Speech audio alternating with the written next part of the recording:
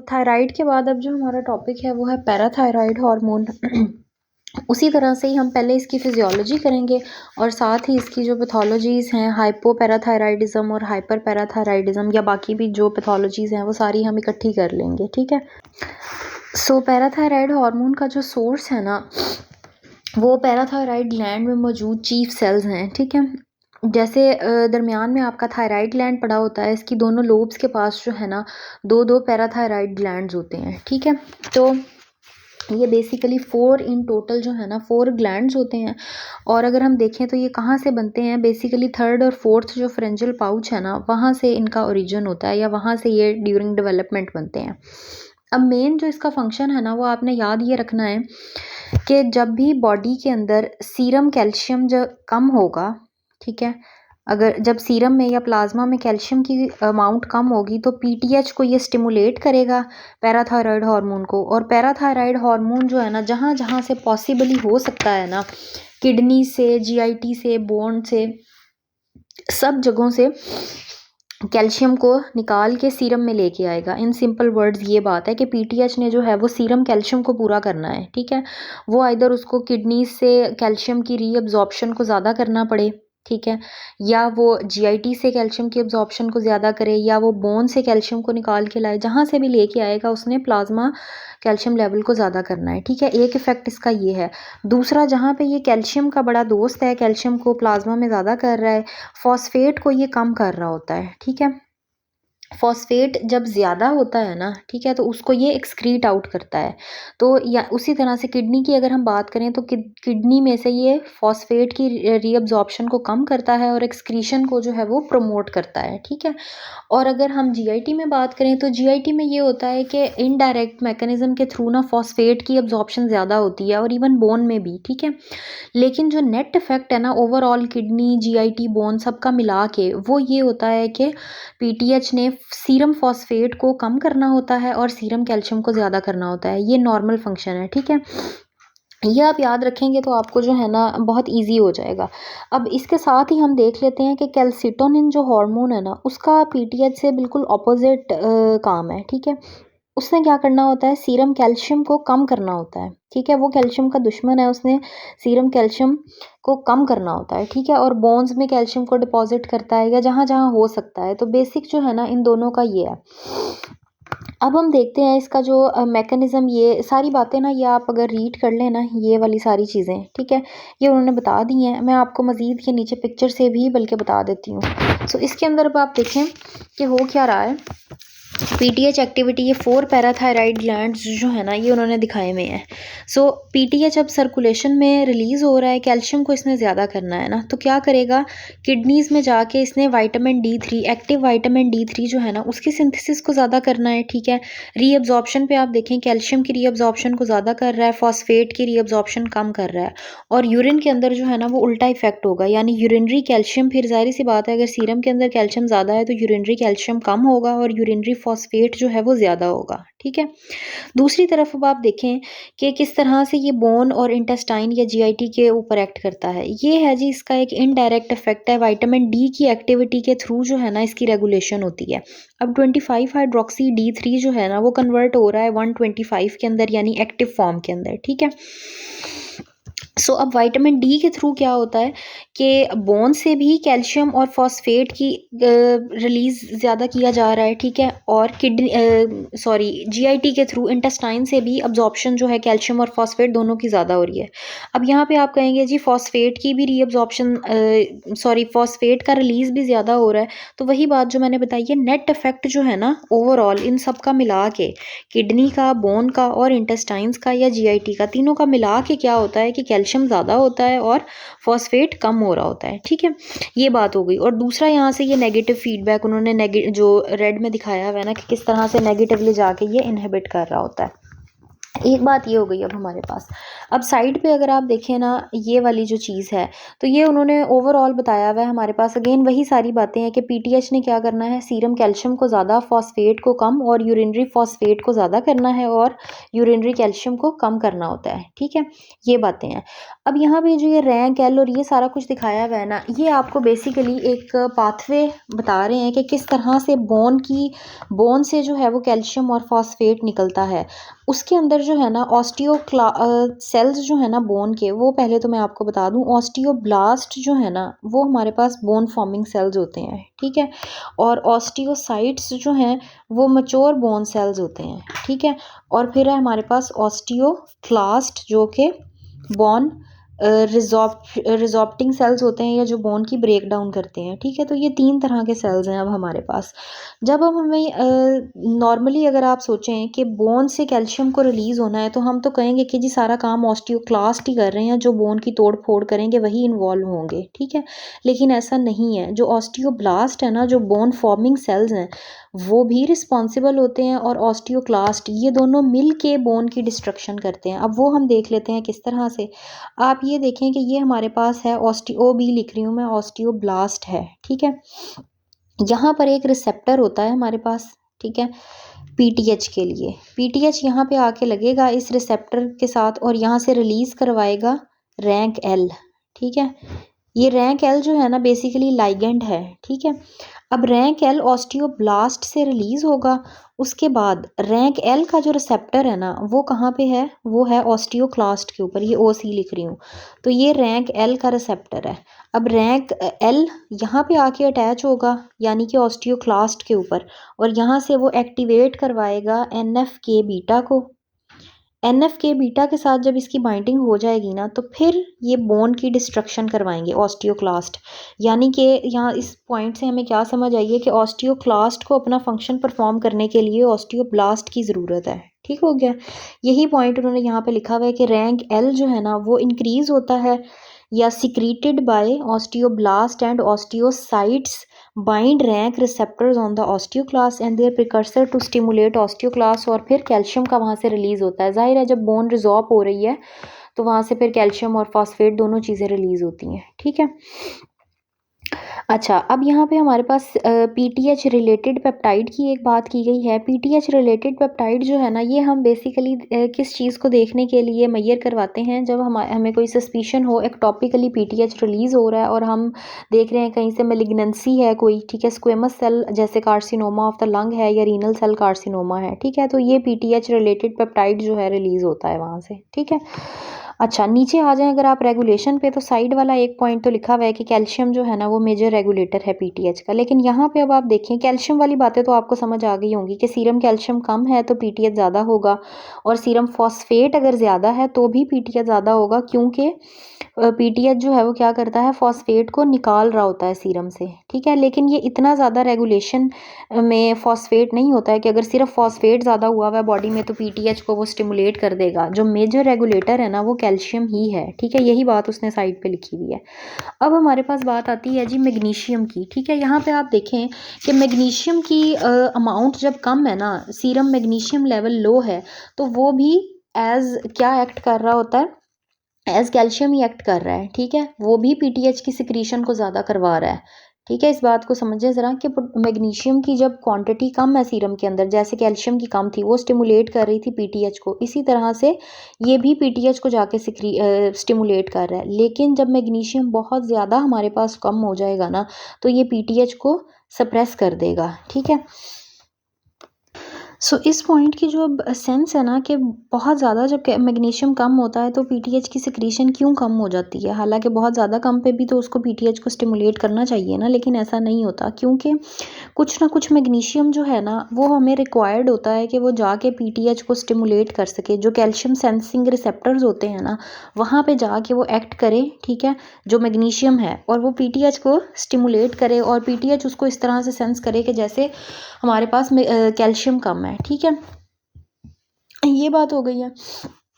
अब एक चीज़ जो है ना वो हाइपोकैल्सीमिया और हाइपोमैग्नीसीमिया, इन दोनों से रिलेटेड ये है कि दोनों ही क्यूटी प्रोलॉन्गेशन करवाते हैं, ठीक है। जो आपने क्यूआरएस कॉम्प्लेक्स और पी क्यू सेगमेंट सारा और क्यूटी इंटरवल पढ़ा होगा ना, उसमें से जो क्यूटी इंटरवल है ना उसको ये प्रोलॉन्ग कर रहे होते हैं, और जो हाइपर कैल्सीमिया है ना वो क्यूटी की शॉर्टनिंग करवा रहा होता है, ठीक है। हाइपर मैग्नीसीमिया क्यूटी की शॉर्टनिंग नहीं करवाता, वहाँ पे सिर्फ हाइपर कैल्सीमिया करवाता है, लेकिन मैग्नीशियम और कैल्शियम जो है ना वो क्यूटी को प्रोलॉन्ग कर रहे होते हैं।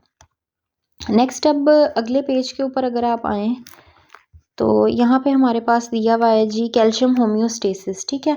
इसमें दिखाया हुआ है कि जो कैल्शियम है ना वो नॉर्मली 3 स्टेट के अंदर होता है, एक आयोनाइज्ड फॉर्म में या फ्री फॉर्म में, एक्टिव फॉर्म, ठीक है, 45% तक, और कुछ होता है जो प्रोटीन के साथ बाउंड होता है 40%, और कुछ है फिर जो एनाइंस के साथ बाइंड होता है, ठीक है। और यही हमारे पास जो फ्री वाला कैल्शियम है ना या जो एक्टिव कैल्शियम है वही प्राइमरी रेगुलेटर है पीटीएच का, ठीक है। और पीटीएच की सिक्रीशन को पीएच तो ऑल्टर कर सकती है बट एल्ब्यूमिन की कंसंट्रेशन नहीं करती, ठीक है। ये बात भी इम्पॉर्टेंट है कि एल्ब्यूमिन के साथ जितना कैल्शियम बाइंड होगा ना, ठीक है, जाहिर सी बात है फ्री फिर कम हमारे पास अवेलेबल होगा, तो उस तरह से कैल्शियम ही इसको अफेक्ट करता है, एल्ब्यूमिन डायरेक्टली अफेक्ट नहीं कर रहा, ठीक है, बट इनडायरेक्टली कर रहा होता है। और अगर पीएच में ऑल्टरेशन होती है तो भी पीटीएच की सिक्रीशन जो है ना वो कॉम्प्रोमाइज़ होती है। अब जो साइड पे पॉइंट है ना, अगेन ये भी बहुत इंपॉर्टेंट पॉइंट है कि एल्ब्यूमिन आपको पता है कि ऐसी प्रोटीन है जिसके साथ सब आके अटैच होना चाहते हैं, तो कैल्शियम भी और हाइड्रोजन आयन, यहाँ पे हमने जो बात करनी है ना वो कैल्शियम और हाइड्रोजन आयन की हैं, ये दोनों एल्ब्यूमिन के साथ बाइंड करने के लिए compete कर रहे होते हैं, ठीक है। फॉर एग्जांपल अगर आपकी पीएच ज़्यादा है, पीएच ज़्यादा होने का मतलब क्या है, यानी कि अल्कलाइन पीएच है और एसिडिटी कम है, एसिडिटी कम है यानी कि प्रोटॉन कम है, एच पॉजिटिव कम है, ठीक है। तो एल्ब्यूमिन ज़्यादा से ज़्यादा किसको बाइंड कर लेगा, कैल्शियम को। कैल्शियम को ज़्यादा मेहनत ही नहीं करनी पड़ेगी एल्ब्यूमिन के साथ बाइंड करने के लिए, क्योंकि उसको compete करने वाला प्रोटॉन तो ऑलरेडी कम है। सो क्या होगा कि ज़्यादा से ज़्यादा कैल्शियम एल्ब्यूमिन के साथ बाइंड कर जाएगा, और जो आयोनाइज्ड कैल्शियम है ना हमारे पास, जो फ्री फॉर्म में कैल्शियम पड़ा हुआ है वो कम हो जाएगा। अब उसके कम होने की वजह से हाइपोकैल्सीमिया वाले हमारे पास फीचर्स आएंगे, क्रैम्प्स हैं, पेन, पैरेस्थीसिया, कार्पोपीडल स्पैज्म, और फिर जाहिर है जब फ्री कैल्शियम कम होगा तो वो पीटीएच को स्टिमुलेट करेगा, ठीक है। और इसी तरह से ऑपोजिट है कि अगर पीएच हमारे पास कम होती है, एसिडिक है, तो प्रोटॉन ज़्यादा होंगे और वो कैल्शियम ज़्यादा उसको compete करना पड़ेगा प्रोटॉन्स के साथ, तो वो इतना बाइंड नहीं कर पाएगा एल्ब्यूमिन के साथ, ठीक है, प्रोटॉन ज़्यादा बाइंड कर जाएंगे। तो इससे क्या होगा कि आयोनाइज्ड कैल्शियम जो है वो हमारे पास ज़्यादा हो जाएगी, और जब सीरम कैल्शियम ज़्यादा है तो वो पीटीएच को क्या करेगी, सप्रेस करेगी, ठीक है। इससे नीचे कैल्सीटोनिन वाला जो पॉइंट है वो मैंने आपको ऑलरेडी बता दिया है, ठीक है। इसका सोर्स देख लें कि बेसिक जो है ना, जो हमारे पास पैराथायराइड था वो तो पैराथायराइड हार्मोन पैराथायराइड ग्लैंड के ही अपने जो चीफ सेल्स होते हैं वहाँ से रिलीज होता है, लेकिन जो कैल्सीटोनिन है ना ये अक्सर पूछ लिया जाता है, तो ये कहाँ से रिलीज होता है हमारे पास, ये पैराफॉलिकुलर सेल्स या जिसको हम सी सेल्स भी कहते हैं ना थायराइड के, ये वहाँ से रिलीज होता है, ठीक है। और जो मेडुलरी थायराइड कार्सिनोमा है ना वहाँ पे भी वो इन्हीं सी सेल्स की बात कर रहा होता है, ठीक है। और इसका काम बिल्कुल पीटीएच से ऑपोजिट है। जब सीरम कैल्शियम ज़्यादा होगा तो कैल्सीटोनिन जो है वो ज़्यादा सिक्रीट होगा, ठीक है, और बोन की रिजॉर्प्शन को इनहिबिट करेगा, ठीक है। ये जैसे नीचे लिखा भी हुआ है, बोन के नीचे calcitonin lowers the serum calcium by inhibiting the osteoclastic bone resorption, ठीक है। नीचे अब यहाँ पे हमारे पास है जी ग्लूकागॉन। ग्लूकागॉन भी हमारे पास एक प्रोटीन हार्मोन है जैसे कि ग्रोथ हार्मोन था, ठीक है। अब प्रोटीन हार्मोन का मतलब क्या है, कुछ हमारे पास स्टेरॉयड हार्मोन होते हैं, कुछ प्रोटीन हार्मोन, तो इसकी कॉम्पोजिशन होती है। जहाँ पे स्टेरॉयड हार्मोन की बात है वहाँ पे बेसिक कोलेस्ट्रॉल रिंग होगी, ठीक है। जहाँ पे प्रोटीन हार्मोन की बात है वहाँ पे बेसिक इसकी पॉलीपेप्टाइड चेन की हम बात कर रहे हैं। तो ग्लूकागॉन और इंसुलिन और सोमैटोस्टेटिन ये तीनों हमने कहाँ पे पढ़े थे, एंडोक्राइन पैंक्रियाज में, ठीक है। दो तरह के पैंक्रियाज की भी दो टाइप्स हैं, या उसकी हमने दो क्लासेस बनाई हुई हैं, या दो में हमने उसको डिवाइड किया हुआ है, जैसे भी आप कहना चाहिए, एक एंडोक्राइन पैंक्रियाज और एक एक्सोक्राइन पैंक्रियाज। एक्सोक्राइन पैंक्रियाज जो है उसने क्या करना होता है, जीआईटी में जो भी सिक्रीशंस वगैरह है ना उसका रोल वहाँ पे है। एंडोक्राइन पैंक्रियाज जो है उसका हार्मोन्स में है, और उसके भी हमने सेल्स पढ़े थे अल्फा, बीटा और डेल्टा जो मेजर हैं, ठीक है।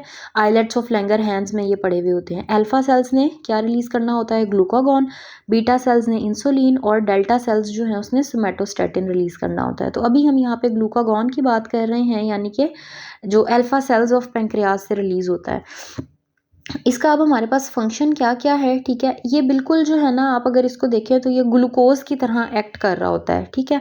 सो जब कोई हाइपोग्लाइसीमिक कंडीशन होती है ना, हाइपोग्लाइसीमिक स्टेट होती है, तो उसके रिस्पॉन्स में ये ग्लूकागॉन रिलीज होता है बॉडी से, ठीक है। और अगर हमारे पास कोई हाइपोग्लाइसीमिक पेशेंट आ जाए, ठीक है, और उसको नॉर्मली आपको पता है कि हाइपोग्लाइसीमिया वाला पेशेंट जो होता है उसको हम ऑरली देते हैं, कोई भी चॉकलेट, कैंडी या कुछ भी हम ऑरल शुगर देते हैं, जूस पिलाते हैं, ठीक है, जिसकी वजह से उसका हाइपोग्लाइसीमिया करेक्ट हो जाता है। लेकिन अगर अनकॉन्शियस पेशेंट है, ठीक है, और ड्यू टू एनी रीज़न हमें उसकी आईवी एक्सेस भी नहीं मिल रही कि हम उसको आईवी डेक्सट्रोज ही दे सकें, तो हम क्या कर सकते हैं, हम उसको इंट्रामस्कुलर ग्लूकागॉन का इंजेक्शन लगा सकते हैं, ठीक है, क्योंकि ये हाइपोग्लाइसीमिया को करेक्ट करता है। किस तरह से करता है, अब इसका फंक्शन अगर आप देखें ना, तो ये करता है जी, ग्लूकोनियोजेनेसिस कर रहा होता है, ठीक है, यानी कि ग्लूकोज की फॉर्मेशन इसने करनी है। दूसरी तरफ ग्लाइकोजिनोलाइसिस है, ग्लाइकोजिन की ब्रेकडाउन से भी ये ग्लूकोज बना रहा होता है। लाइपोलाइसिस और कीटोजेनेसिस, कीटोन्स की प्रोडक्शन हो रही है और लिपिड्स की ब्रेकडाउन हो रही है, ठीक है। और लिपिड्स की ब्रेकडाउन ये किस तरह से करता है, आपके पास हार्मोन सेंसिटिव लाइपेज है एक एंजाइम, ठीक है, उसको ये एक्टिवेट करता है, ठीक है, उससे ये लिपिड्स की ब्रेकडाउन होती है। बेसिकली जो हार्मोन सेंसिटिव लाइपेज है ना, इसने क्या करना होता है, जो टैग्स होते हैं ना, ट्राइसाइल ग्लिसरोल्स, उनको फैटी एसिड्स में और ग्लिसरोल में ये ब्रेक डाउन कर रहा होता है। तो ये जो हार्मोन सेंसिटिव लाइपेज है ये इसको एक्टिवेट करके लाइपोलाइसिस करवाता है, ठीक है। और जो ग्लाइकोजिनोलाइसिस है ना, यहाँ पे ये बात आप याद रखें कि ये ग्लाइकोजिनोलाइसिस यानी कि ग्लाइकोजिन की ब्रेकडाउन और ग्लूकोज बनना, ये लिवर से करवा रहा होता है। आपको पता है कि ग्लाइकोजन जो है वो कहाँ कहाँ डिपॉजिट होता है, लिवर में भी होता है, फैट सेल्स में भी होता है, मसल्स में भी होता है। तो जो लिवर वाली मेटाबॉलिज्म है ना ग्लाइकोजन की ब्रेकडाउन का, ये वो करता है, ठीक है। और जो ग्लूकोनियोजेनेसिस है वहाँ पे भी इसका यही है कि इसने बेसिकली अमाइनो एसिड्स और सारी चीज़ें प्रोवाइड करनी होती हैं लिवर को, ताकि क्या हो, ज़्यादा से ज़्यादा ग्लूकोज हमारे पास बन सके। बिकॉज़ आपको पता है कि जो अमाइनो एसिड्स होते हैं उसके अंदर भी कार्बन और हाइड्रोजन यही सारे बॉन्ड्स होते हैं, और ग्लूकोनियोजेनेसिस के लिए भी हमारे पास वही कार्बन स्केलेटन ही हमें रिक्वायर्ड होता है, ठीक है। सो इस तरह से ये ग्लूकोनियोजेनेसिस को प्रमोट कर रहा होता है। सो ये हमारे पास था जी ग्लूकागॉन। अच्छा, एक जो फैक्ट है ना ग्लूकागॉन का इंटरेस्टिंग, वो ये है कि ये हमारे पास एज एपिनेफ्रीन भी एक्ट कर सकता है। किस तरह से, अगर कोई पेशेंट हमारे पास बीटा ब्लॉकर ओवरडोज के साथ आ गया है, ठीक है, ब्रेडिकार्डिया, हाइपोटेंशन, और हमारे पास एपिनेफ्रीन नहीं है, तो हम उसको ग्लूकागॉन भी दे सकते हैं, ठीक है, क्योंकि ये भी अपना जो इसका पाथवे है ना, अभी हम सिग्नलिंग पाथवे सबका पढ़ेंगे, जितने भी हार्मोन्स हैं उन सबका ही देखेंगे। सो एडिनलाइज साइक्लेज को एक्टिवेट करके कैप को एक्टिवेट करता है, और जो आपके कार्डियक मसल के अंदर जो कैल्शियम होता है ना, उसको ये इंट्रासेलुलर लेके आता है, उसको इंक्रीज कर रहा होता है, ठीक है। सो ये क्या करता है, बेसिकली हार्ट की कंट्रैक्टिलिटी को इंक्रीज कर रहा होता है, ठीक है। सो एक इसका ये फंक्शन भी है। सो नेक्स्ट अब हमारे पास है ये डायग्नोजिंग द पैराथायराइड डिजीज़। इसके अंदर अब आप ये ग्राफ सा जो बना हुआ है ना, इसको देखें कि बीच में नॉर्मल का उन्होंने दिखाया, और साइड पे है प्राइमरी हाइपर पैराथायराइडिज्म, सेकेंडरी और टर्शरी हाइपर पैराथायराइडिज्म। तो अब प्राइमरी हाइपर पैराथायराइडिज्म की क्या क्या कॉजेज़ हो सकती हैं वो इन्होंने ब्रैकेट में लिखी हुई हैं। कोई एडिनोमा हो सकता है, पैराथायराइड एडिनोमा, हाइपरप्लेजिया हो सकता है, या फिर पैराथायराइड कार्सिनोमा हो सकता है, ठीक है। इसके रिस्पॉन्स में क्या होगा, इसकी जो भी लैब्स वेरिएशंस हैं या किस तरह से इसकी पैथोफिजियोलॉजी होगी, वो हम हाइपर पैराथायराइडिज्म आगे अगले पेज पे ना उसकी डिटेल लिखी हुई है तीनों की, वो हम वहाँ पे करेंगे। अभी बस आप इसकी कॉजेज़ देख लें, ठीक है। सो अच्छा, एक बेसिक चीज़ जो मैं बता दूँ चलें यहीं पे आपको, कि प्राइमरी हाइपर पैराथायराइडिज्म में क्या होता है कि पैराथायराइड बहुत ज़्यादा ओवर फंक्शन कर रहा होता है। पैराथायराइड ज़्यादा होता है तो उसके जितने भी इफ़ेक्ट्स हैं, फॉर एग्जाम्पल उसने सीरम में कैल्शियम को ज़्यादा करना है तो वो बहुत ज़्यादा होगा, फॉस्फेट को उसने बॉडी से रिमूव करना है तो ये बहुत ज़्यादा होगा, एक चीज़ हो गई। दूसरी, अब आप आएँ सेकेंडरी हाइपर पैराथायराइडिज्म के ऊपर। अब सेकेंडरी हाइपर पैराथायराइडिज्म क्या है कि कोई रीनल कॉज है, ठीक है, फॉर एग्जांपल सीकेडी है, क्रॉनिक किडनी डिजीज़ है, या विटामिन डी डेफिशिएंसी है, या वैसे ही कैल्शियम इनटेक कम है, ठीक है।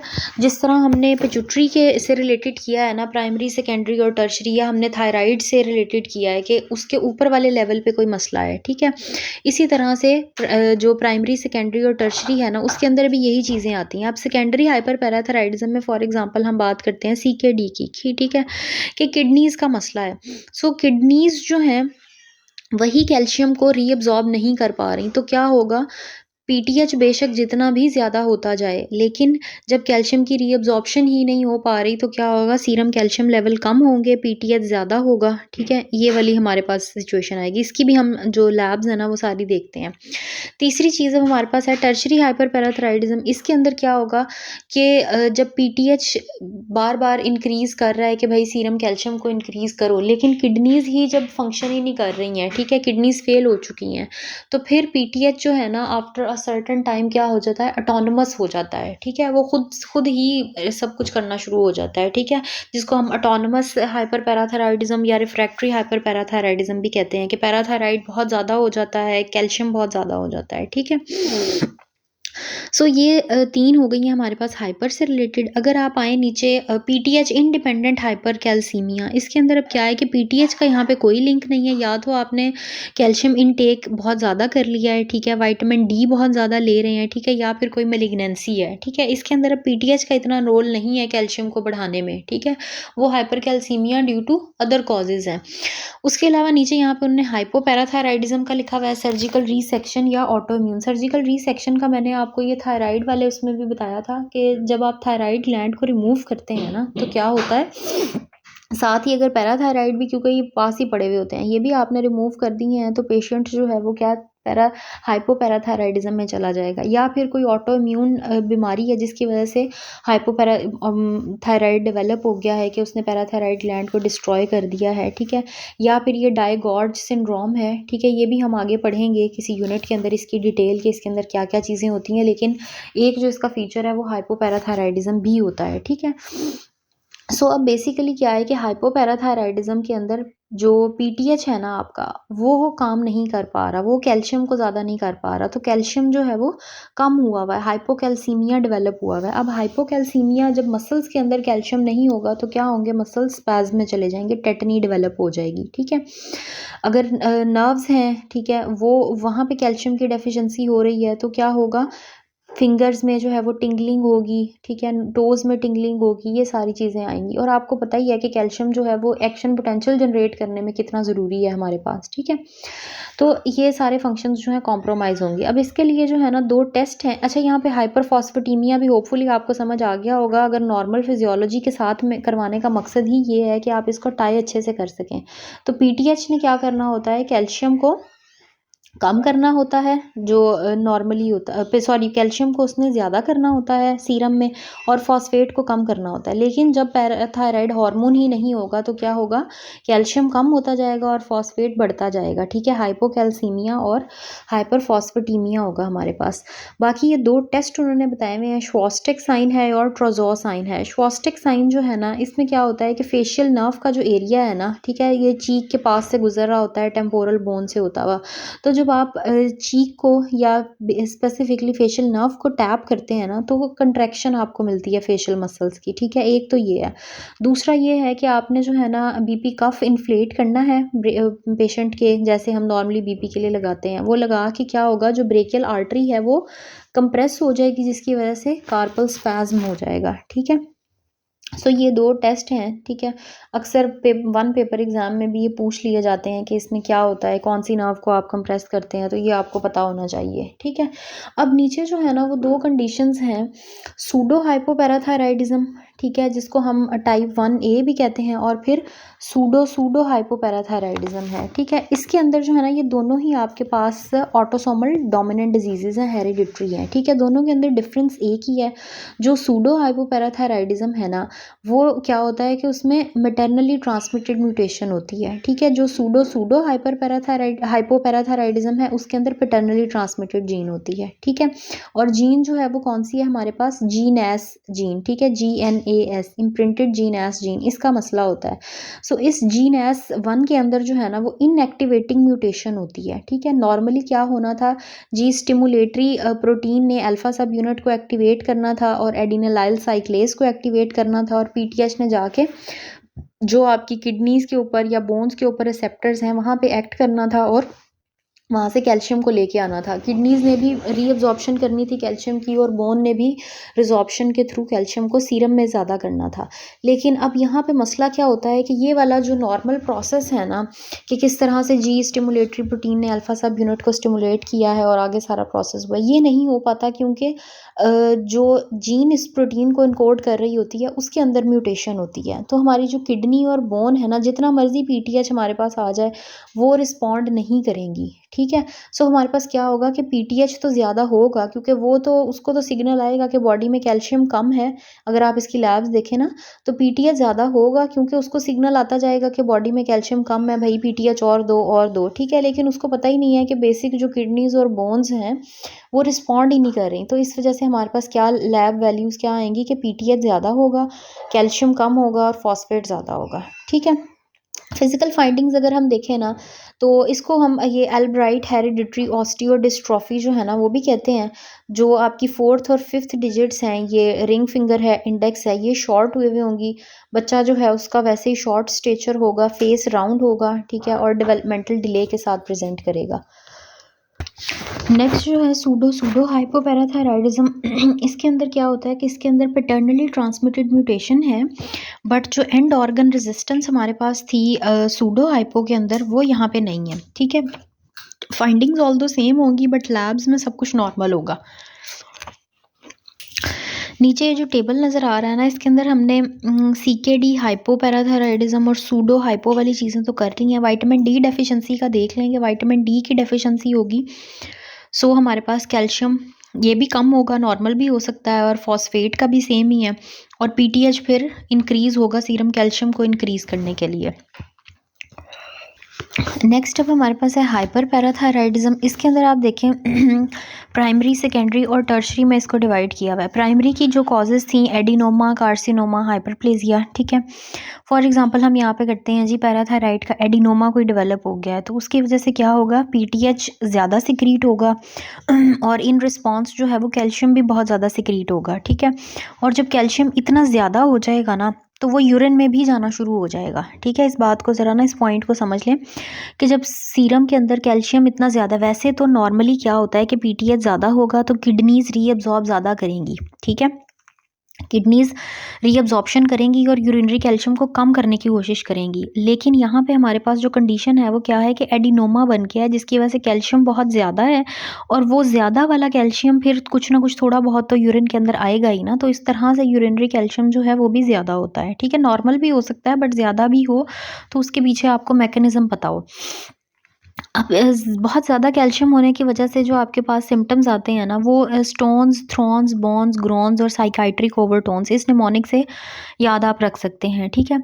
बोन पेन होगी, वीकनेस होगी, कॉन्स्टिपेशन, एब्डोमिनल फ्लैंक पेन है, इसमें किडनी स्टोन्स बनेंगे, एक्यूट पैंक्रियाटाइटिस है, और साइकाइट्रिक न्यूरोसाइकियाट्रिक डिस्टर्बेंसेस हैं, साइकाइट्रिक ओवरटोन्स होंगी, ठीक है। ये हमारे पास हैं जी जो इसके सिम्टम्स आएंगे। अब इससे रिलेटेड एक कंडीशन होती है जिसको हम कहते हैं ऑस्टियाइटिस फाइब्रोसा सिस्टिका, ठीक है। इसमें क्या होता है कि आपके पास जो बोन की, आपको पता है ना, एक कॉर्टिकल बोन होती है और स्पॉन्जी बोन होती है। तो बोन की जो इनर स्पेस है ना वहाँ पे ब्राउन फाइब्रस टिश्यू आ जाएगा। इसकी ये पिक्चर भी इन्होंने हमें दिखाई हुई है। अब बेसिक ये होता क्या है कि ऑस्टियोक्लास्ट सेल्स जो हैं और स्ट्रोमा या मैट्रिक्स प्रोटीन्स जो है ना, ये इन सब का कॉम्बिनेशन होता है। और अगर आप इसका एक्सरे देखेंगे ना तो इस तरह से ब्लैक स्पेस, हालांकि बोन जो है ना वो आपके पास वाइट होती है लेकिन एक्सरे के ऊपर यहाँ पे वाइटिश पार्ट जो है वो वाइटिश पार्ट जो है वो उससे ब्लैक पार्ट से रिप्लेस हो जाएगा, ठीक है। तो ब्लैक स्पेस आपको नज़र आएगी जो कि नॉर्मल नहीं है, ठीक है।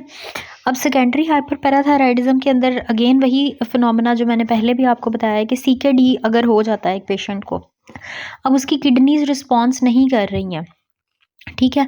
सो इसकी वजह से क्या होगा कि हमारे पास बार बार वहाँ से बॉडी से तो स्टिमुलस जाएगा PTH को, तो PTH जो है ना वो तो उसका हाइपरप्लेजिया होता रहेगा कि वो कहेगा सीरम कैल्शियम को इंक्रीज़ करो, लेकिन सीरम कैल्शियम भी इंक्रीज़ नहीं हो रहा होगा, ठीक है। सो इस वजह से हमारे पास हाइपोकैल्सीमिया और हाइपरफॉस्फेटीमिया मिलेगा। टर्शरी के अंदर होता है कि जी वो रिफ्रैक्टरी हो जाता है या ऑटोनमस हो जाता है, तो PTH भी ज़्यादा होगा और कैल्शियम भी ज़्यादा होगा। लास्ट पे ये छोटा सा पॉइंट है हमारे पास FHH का, फेमिलियल हाइपोकैल्सीयूरिक हाइपरकैल्सीमिया। अब इसका नाम जो है ना वो बहुत ही सजेस्टिव है कि आप इसको कंफ्यूज ना करें हाइपर पैराथायराइडिज्म के साथ, ठीक है। क्योंकि हाइपर पैराथायराइडिज्म में भी PTH ज़्यादा होता है, इसमें भी ज़्यादा हो सकता है, उसमें भी कैल्शियम ज़्यादा होता है, इसमें भी कैल्शियम ज़्यादा होता है, लेकिन यहाँ पे जो यूरिनरी कैल्शियम है ना, ये वो पॉइंट है जो वहाँ पे मैं आपको कह रही थी कि समझें आप। तो यूरिनरी कैल्शियम जो है ना वो यहाँ पे कम होगा FHH के अंदर, लेकिन हाइपर पैराथायराइडिज्म में यूरिनरी कैल्शियम जो है वो ज़्यादा होगा।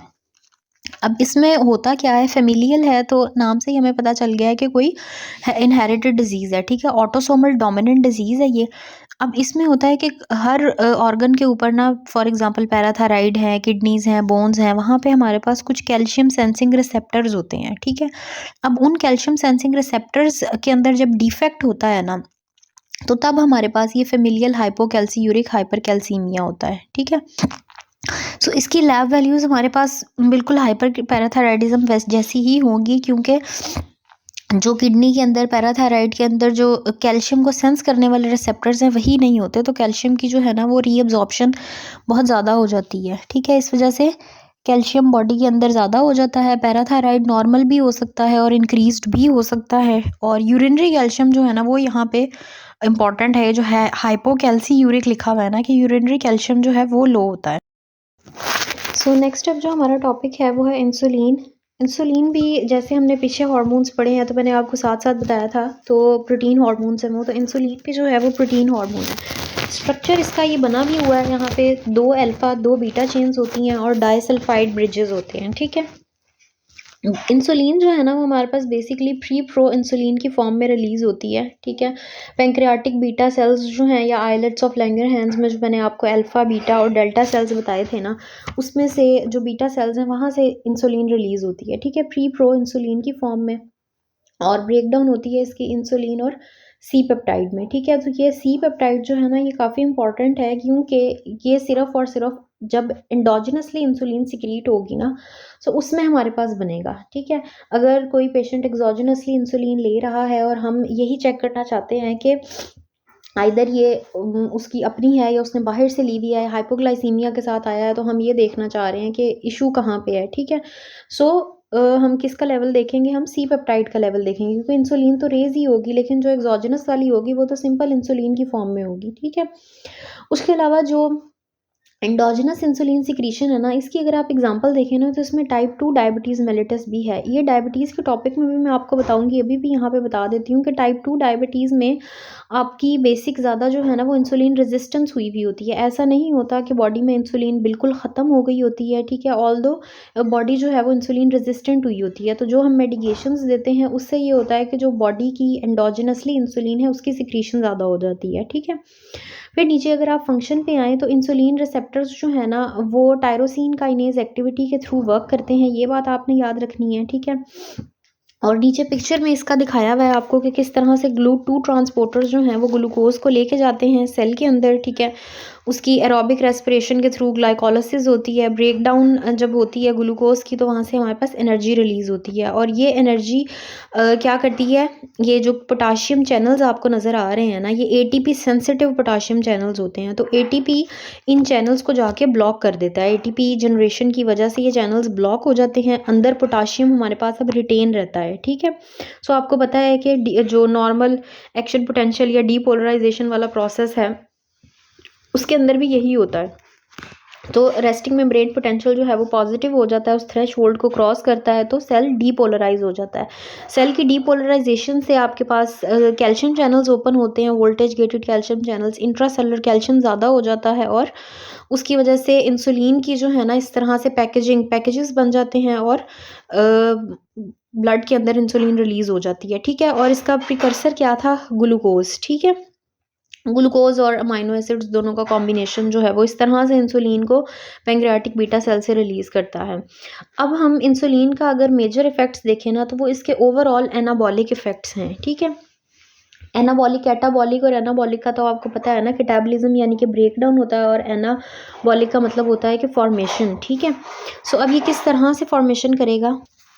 सो इफ़ेक्ट्स जो हैं एनाबॉलिक, या इसका जो फंक्शन है वो क्या है? एक तो इसने ग्लाइकोजन की सिंथेसिस और स्टोरेज को भी प्रमोट करना है, यानी कि मसल्स के अंदर ग्लूकोज को ग्लाइकोजन में कन्वर्ट करना है इन द मसल्स और लीवर, ठीक है। और इसी तरह से ऊपर भी आपने जो फर्स्ट में भी उन्होंने लिखा हुआ है कि ग्लूकोज की ट्रांसपोर्ट स्केलेटल मसल में एडिपोज टिश्यू में कर रहा होता है। टैग्स की सिंथेसिस को इंक्रीज़ करना, प्रोटीन सिंथेसिस को इंक्रीज़ करना, लाइपोलाइसिस को इनहिबिट करना, एक तरफ से एडिपोज टिश्यू में ट्रांसपोर्ट ग्लूकोज की और दूसरी तरफ लिपिड्स की ब्रेकडाउन को इनहिबिट करना, ठीक है। ग्लूकागॉन के रिलीज़ को कम करना और दूसरी तरफ ग्लाइकोजन की सिंथेसिस को प्रमोट करना, ठीक है। और सबसे इंपॉर्टेंट जो है ना, यहाँ पे लिखा हुआ है जी, cellular uptake of potassium and amino acids.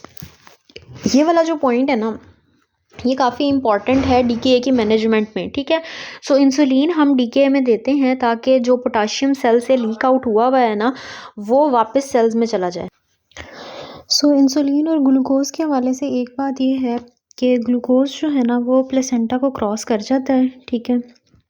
इसी वजह से जो डायबिटिक मदर्स होती हैं ना, उनके फ़ीटस में भी ग्लूकोज़ चला जाता है और उससे इंसुलिन की प्रोडक्शन होती है, ठीक है। तो फ़ीटस जो है ना वो अक्सर हाइपोग्लाइसीमिया में भी जा सकता है। फिर आप देखें कि यहाँ पे आपको जो है वो ग्लूकोज़ ट्रांसपोर्टर्स साइड पे लिखे हुए नज़र आ रहे होंगे। कुछ होते हैं जी अब इंसुलिन डिपेंडेंट ग्लूकोज़ ट्रांसपोर्टर्स और कुछ इंडिपेंडेंट, ठीक है। जो इंसुलिन डिपेंडेंट है ना, उसमें GLUT4 है हमारे पास, जो कि एडिपोज टिश्यूज़ में होता है और स्ट्राइटेड मसल्स में होता है, ठीक है। सो इसका मतलब क्या है कि अगर तो इंसुलिन नहीं होगी, सो इन मसल्स पे या एडिपोज टिश्यूज़ के जो सेल्स हैं, यहाँ पे भी GLUT4 रिसेप्टर्स जो हैं वो शो नहीं होंगे, ठीक है। इंसुलिन ही आकर सरफेस के ऊपर रिसेप्टर्स की एक्सप्रेशन को इंक्रीज़ करती है, ठीक है। सो नेक्स्ट है जी अब हमारे पास इंसुलिन इंडिपेंडेंट ट्रांसपोर्टर्स। इसके अंदर ये 1, 2, 3 और 5 हैं, ठीक है। यहाँ से एमसीक्यूज़ भी आपके पास बनते हैं, ठीक है। स्पेसिफिकली जो GLUT2 है ना, जहाँ से ग्लूकोज, ये नीचे पिक्चर में भी मैंने आपको दिखाया था, ये बाई डायरेक्शनल है, ठीक है। यानी कि इसमें दोनों साइड्स पे ट्रांसपोर्ट होती है, ठीक है। अंदर भी आ सकते हैं और बाहर भी यहाँ से जा सकता है। सो अब GLUT1 के अंदर क्या है, हमारे पास आरबीसीज हैं, ब्रेन, कॉर्निया और प्लेसेंटा, ठीक है। तो यहाँ पे क्या होता है कि जब भी ग्लूकोज अवेलेबल होगी, ये सेल्स जो हैं वो टेकअप कर लेंगे। GLUT2 के अंदर बीटा आइलेट्स हैं, लीवर है, किडनी है और जीआई ट्रैक के अंदर होते हैं। 3 वाले जो हैं वो ब्रेन और प्लेसेंटा में है, और 5 और एफ से फ्रक्टोज जो है ये स्पर्मेटोसाइट्स में जीआई ट्रैक्ट में है।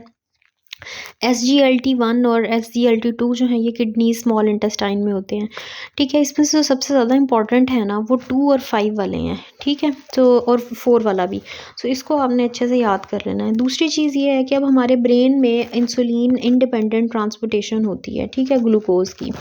और ब्रेन जो है ना वो सिर्फ़ और सिर्फ ग्लूकोज को ही एज एनर्जी सोर्स यूज़ करता है, ठीक है। और जब स्टारवेशन वाली सिचुएशंस के अंदर जब ग्लूकोज नहीं होती, तो कीटोन बॉडीज़, ये बहुत ही वाइवा टाइप क्वेश्चन भी है, वन पेपर एग्जाम्स के लिए भी इम्पॉर्टेंट है, ठीक है। और इसी तरह से आरबीसीज हैं, वो भी सिर्फ और सिर्फ ग्लूकोज को ही यूटिलाइज़ करते हैं, क्योंकि उनके पास अपना माइटोकॉन्ड्रिया ही नहीं होता। फिर ये ब्रिक लिप्स वाला जो है ना, एक निमोनिक उन्होंने बना के दिया हुआ है, जो इंसुलिन इंडिपेंडेंट है, ठीक है। अगर आपको 1, 2 इस तरह से नहीं भी याद होते, तो सिंपल इंसुलिन इंडिपेंडेंट और डिपेंडेंट याद कर लें। उसमें निमोनिक ये बहुत हेल्पफुल है और इससे रिलेटेड बहुत ज़्यादा एमसीक्यूज़ आते हैं। एसके में, रफ़ी में भी आप इस निमोनिक को देखेंगे। नेक्स्ट जो इन्होंने सारा नीचे पाथवे दिखाया हुआ है ना, और एक्सप्लेन भी किया हुआ है, वो यही है हमारे पास, जो मैंने पिक्चर से आपको समझा दिया हुआ है, ठीक है। एक बात जो है ना वो मैं यहाँ पे और बता दूँ आपको कि इंसुलिन, ये जो यहाँ पे इन्होंने बात की हुई है ना कि इंसुलिन रिलीज़ जो है वो अल्फ़ा 2 रिसेप्टर से कम होता है और बीटा 2 स्टिमुलेशन से या बीटा 2 से ज़्यादा होता है। तो इसका क्या मतलब है? आप देखें कि एपिनेफ्रीन जो है ना, एपिनेफ्रीन बेसिकली इंसुलिन की प्रोडक्शन को इनहिबिट करता है और वो दोनों रिसेप्टर्स पेंक्रियाज के अंदर जो है ना अल्फ़ा 2 और बीटा 2 दोनों रिसेप्टर्स हैं, उन दोनों के ऊपर एक्ट करता है, ठीक है। अल्फ़ा 2 रिसेप्टर्स के ऊपर एक्ट करके ये इंसुलिन की प्रोडक्शन को कम करता है और बीटा 2 के ऊपर एक्ट करके ज़्यादा करता है, लेकिन जो अल्फ़ा वाला इफेक्ट है ना वो ज़्यादा डोमिनेट कर रहा होता है, ठीक है। क्योंकि जब एपिनेफ्रीन कब हमारी बॉडी से नेचुरली रिलीज होता है, फाइट या फ्लाइट रिस्पॉन्स के अंदर, ठीक है। तो फाइट फ्लाइट रिस्पॉन्स में हमें ज़्यादा एनर्जी चाहिए, ज़्यादा ग्लूकोज चाहिए, ठीक है। सो प्लाज्मा ग्लूकोज जो है वो ज़्यादा होती है और फिर ऑब्वियसली इंसुलिन की प्रोडक्शन जो है वो कम हो जाती है फाइट फ्लाइट रिस्पॉन्स में। तो ये इसका मैकेनिज़्म है और यही बातें हैं इंसुलिन के हवाले से। बाकी यहाँ पे जो एंजाइम है ना, जो ये GLUT2 से ग्लूकोज को लेके जा रहा है और ग्लाइकोलाइसिस करवा रहा है, तो यहाँ पे जो एंजाइम होता है ना वो ग्लूकोकाइनेज है, जो ग्लूकोज को ग्लूकोज 6 फॉस्फेट के अंदर कन्वर्ट कर रहा होता है, ठीक है। तो ये फर्स्ट स्टेप होता है ग्लाइकोलाइसिस का, जिसमें ये एंजाइम हमारे पास यूज़फुल होता है और लीवर में पेंक्रियाज में ये बनता है, ठीक है। सो इसके बारे में बस आपको ये बात पता होनी चाहिए कि फर्स्ट स्टेप ऑफ ग्लाइकोलाइसिस के अंदर कौन सा एंजाइम यूज़ हो रहा है, ग्लूकोकाइनेज। नेक्स्ट है ये हमारे पास एड्रीनल स्टेरॉइड्स और कंजेनिटल एड्रीनल हाइपरप्लेजियाज। इसमें सबसे पहले आप ये चार्ट देखें कि कोलेस्ट्रोल से आगे किस तरह प्रेगनेनोलॉन वो कन्वर्ट होता है हमारे पास प्रोजेस्टेरॉन में 11 डीऑक्सी कॉर्टिकोस्टेरॉन, फिर कॉर्टिकोस्टेरॉन और अल्टीमेटली एल्डोस्टेरॉन। और दूसरी तरफ अगर पाथ पे जाएगा तो कॉर्टिसोल बनेगा और थर्ड टेबल में जो है वो एंड्रोजन्स की प्रोडक्शन हो रही है। तो इनमें जो जो एंजाइम्स हेल्पफुल है ना वो 3 हैं मेजर एंजाइम्स, ठीक है। 17 अल्फा हाइड्रोक्सिलेज, 21 और 11। उसमें से भी जो ज़्यादा इंपॉर्टेंट है वो 21 वाला है, ठीक है। लेकिन हम तीनों को ही देखेंगे क्योंकि MCQs तीनों के हवाले से पूछे जाते हैं, ठीक है। लेकिन सबसे ज़्यादा इंपॉर्टेंट जो है ना वो 21 वाला है। सो पहले अब आ जाएं जी 17 अल्फा हाइड्रोक्सिलेज में। अब 17 जहाँ पे है ना, ए जहाँ पे लिखा हुआ है वहाँ पे देखें, ठीक है। अगर वहाँ पे डेफिशिएंसी होगी ना तो कोलेस्ट्रोल सिर्फ एल्डोस्टेरॉन के अंदर कन्वर्ट होगा, ना तो कॉर्टिसोल की प्रोडक्शन होगी और ना ही एंड्रोजन्स की। और एल्डोस्टेरॉन के ज़्यादा होने की वजह से क्या क्या सिम्टम्स आपके पास आएंगे, बिकॉज एल्डोस्टेरॉन क्या है, एक मिनरलोकॉर्टिकॉइड है, सोडियम और वाटर की रिटेंशन करेगा, इस वजह से बीपी राइज होगा और पोटाशियम को एक्सक्रीट करेगा और हाइड्रोजन आयन को। तो पोटाशियम यहाँ पे हाइड्रोजन का उन्होंने इतना बताया नहीं हुआ, पोटाशियम का ज़्यादा बताया हुआ। तो पोटाशियम जो है उसकी कम होगी बॉडी के अंदर, सीरम लेवल्स जो हैं वो कम होंगे, ठीक है। और कॉर्टिसोल सेक्स हार्मोन्स वो भी डिक्रीज होंगे।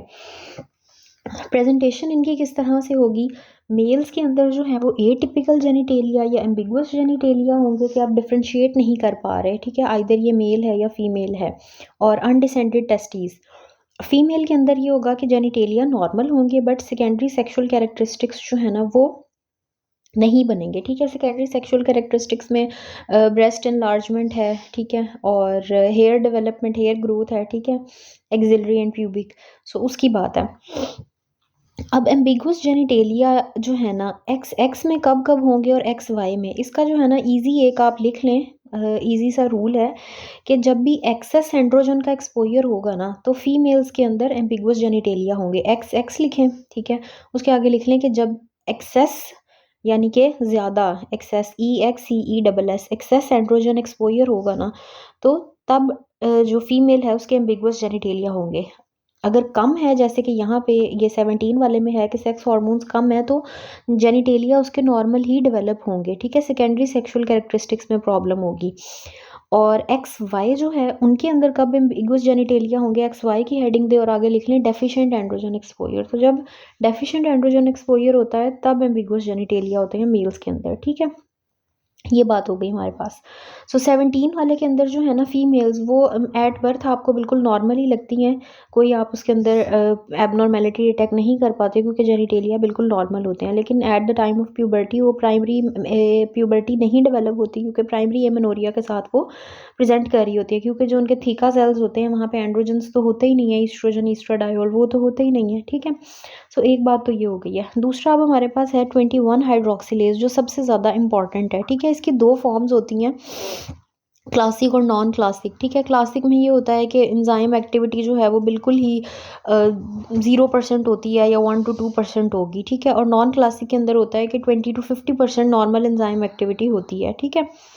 अच्छा, अब हमारे पास क्या है कि 21 हाइड्रोक्सिलेज में किस चीज़ की प्रोडक्शन होगी? एंड्रोजन्स की प्रोडक्शन ज़्यादा होगी, कॉर्टिसोल और एल्डोस्टेरॉन। जहाँ पे 21 लिखा हुआ है ना, बी लिखा हुआ है पिक्चर के अंदर, वहाँ पे देखें।